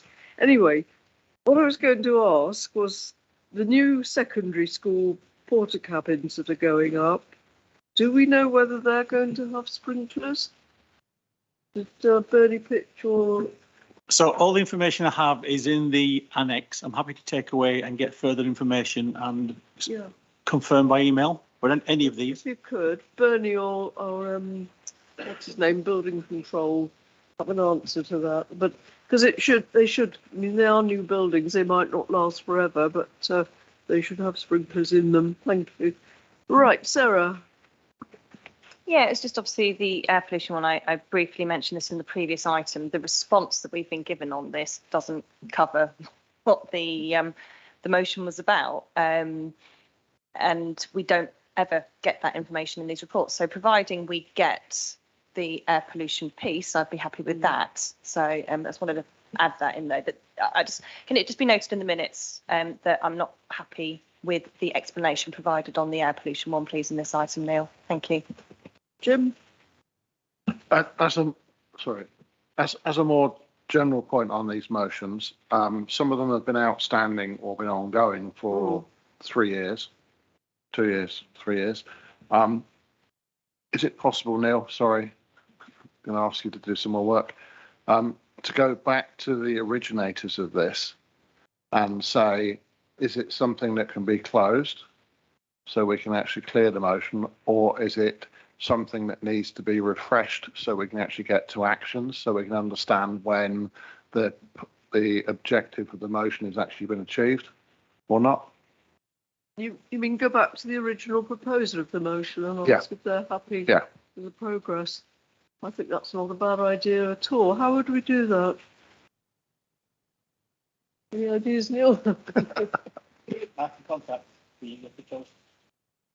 That's a very simple solution. Okay, yes, thank you. And that is a good idea, because they just go off into the ether, don't we? We don't know what becomes of them. And we'll have an update on this in the November meeting anyway, won't we? And then annually after that. Paul? Thank you. There's one missing. Motion 41, which was submitted by Ian Pittock and seconded by myself regarding Heath Road. Is it? Oh, right. I missed it. Ah, right. Okay. Not a lot to say. Okay. Oh, yes. Right. Thank you very much. It's on. Okay, thank you, Neil, for doing that. That's super. Moving quickly on to the last 2 or 3 items, then the Executive Forward Programme, page 119. Any comments on those pages?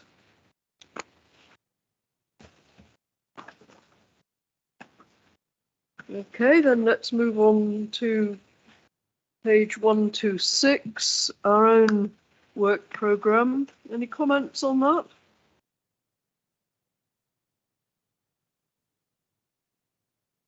Children's Services.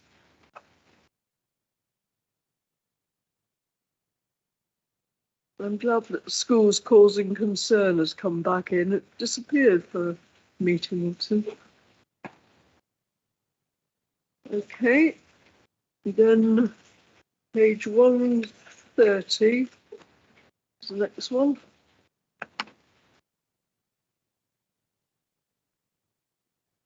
No, that's still children. No, community and corporate 132. And health 133. Well, that was the meeting we had yesterday. Sorry? It was yesterday. 133 is the meeting we held yesterday. Ah, okay. Lovely. All right then. And moving quickly on to the action tracker on page 135. Any comments or questions on those? A lot that's been completed. It's nice. Alison?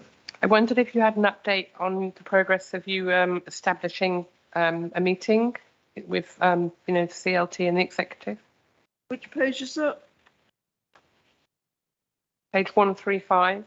Oh, on 135. And which date? The regular meeting through executive and CLT. Oh, yes. Sorry, I misunderstood what you're saying. Yeah, I was to have had a meeting 2 weeks ago. It was postponed because it coincided with the raising of the Ukrainian flag. So I'm now going to be having it next Wednesday. In fact, is there anything specific that any of you want me to raise with the chief exec? Or should we just see how the meeting itself takes place? Sarah? Well, it's about understanding what's coming up and, making sure that we don't find out about things that we could be scrutinising too late.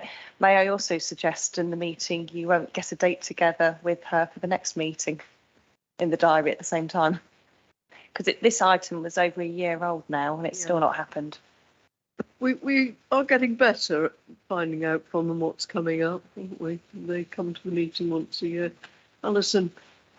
I expect that when we resume our schedule of scrutiny meetings, we will be back in David Hicks from May. Will we then want officers to come to the meeting rather than always be on Teams? I think they're going to come each year, aren't they? And sort of no, I meant all of the officers, when they're presenting to all of the committees for whatever matter. I don't know. Neil, do you know the answer to that? Well, I think it's more what we would expect.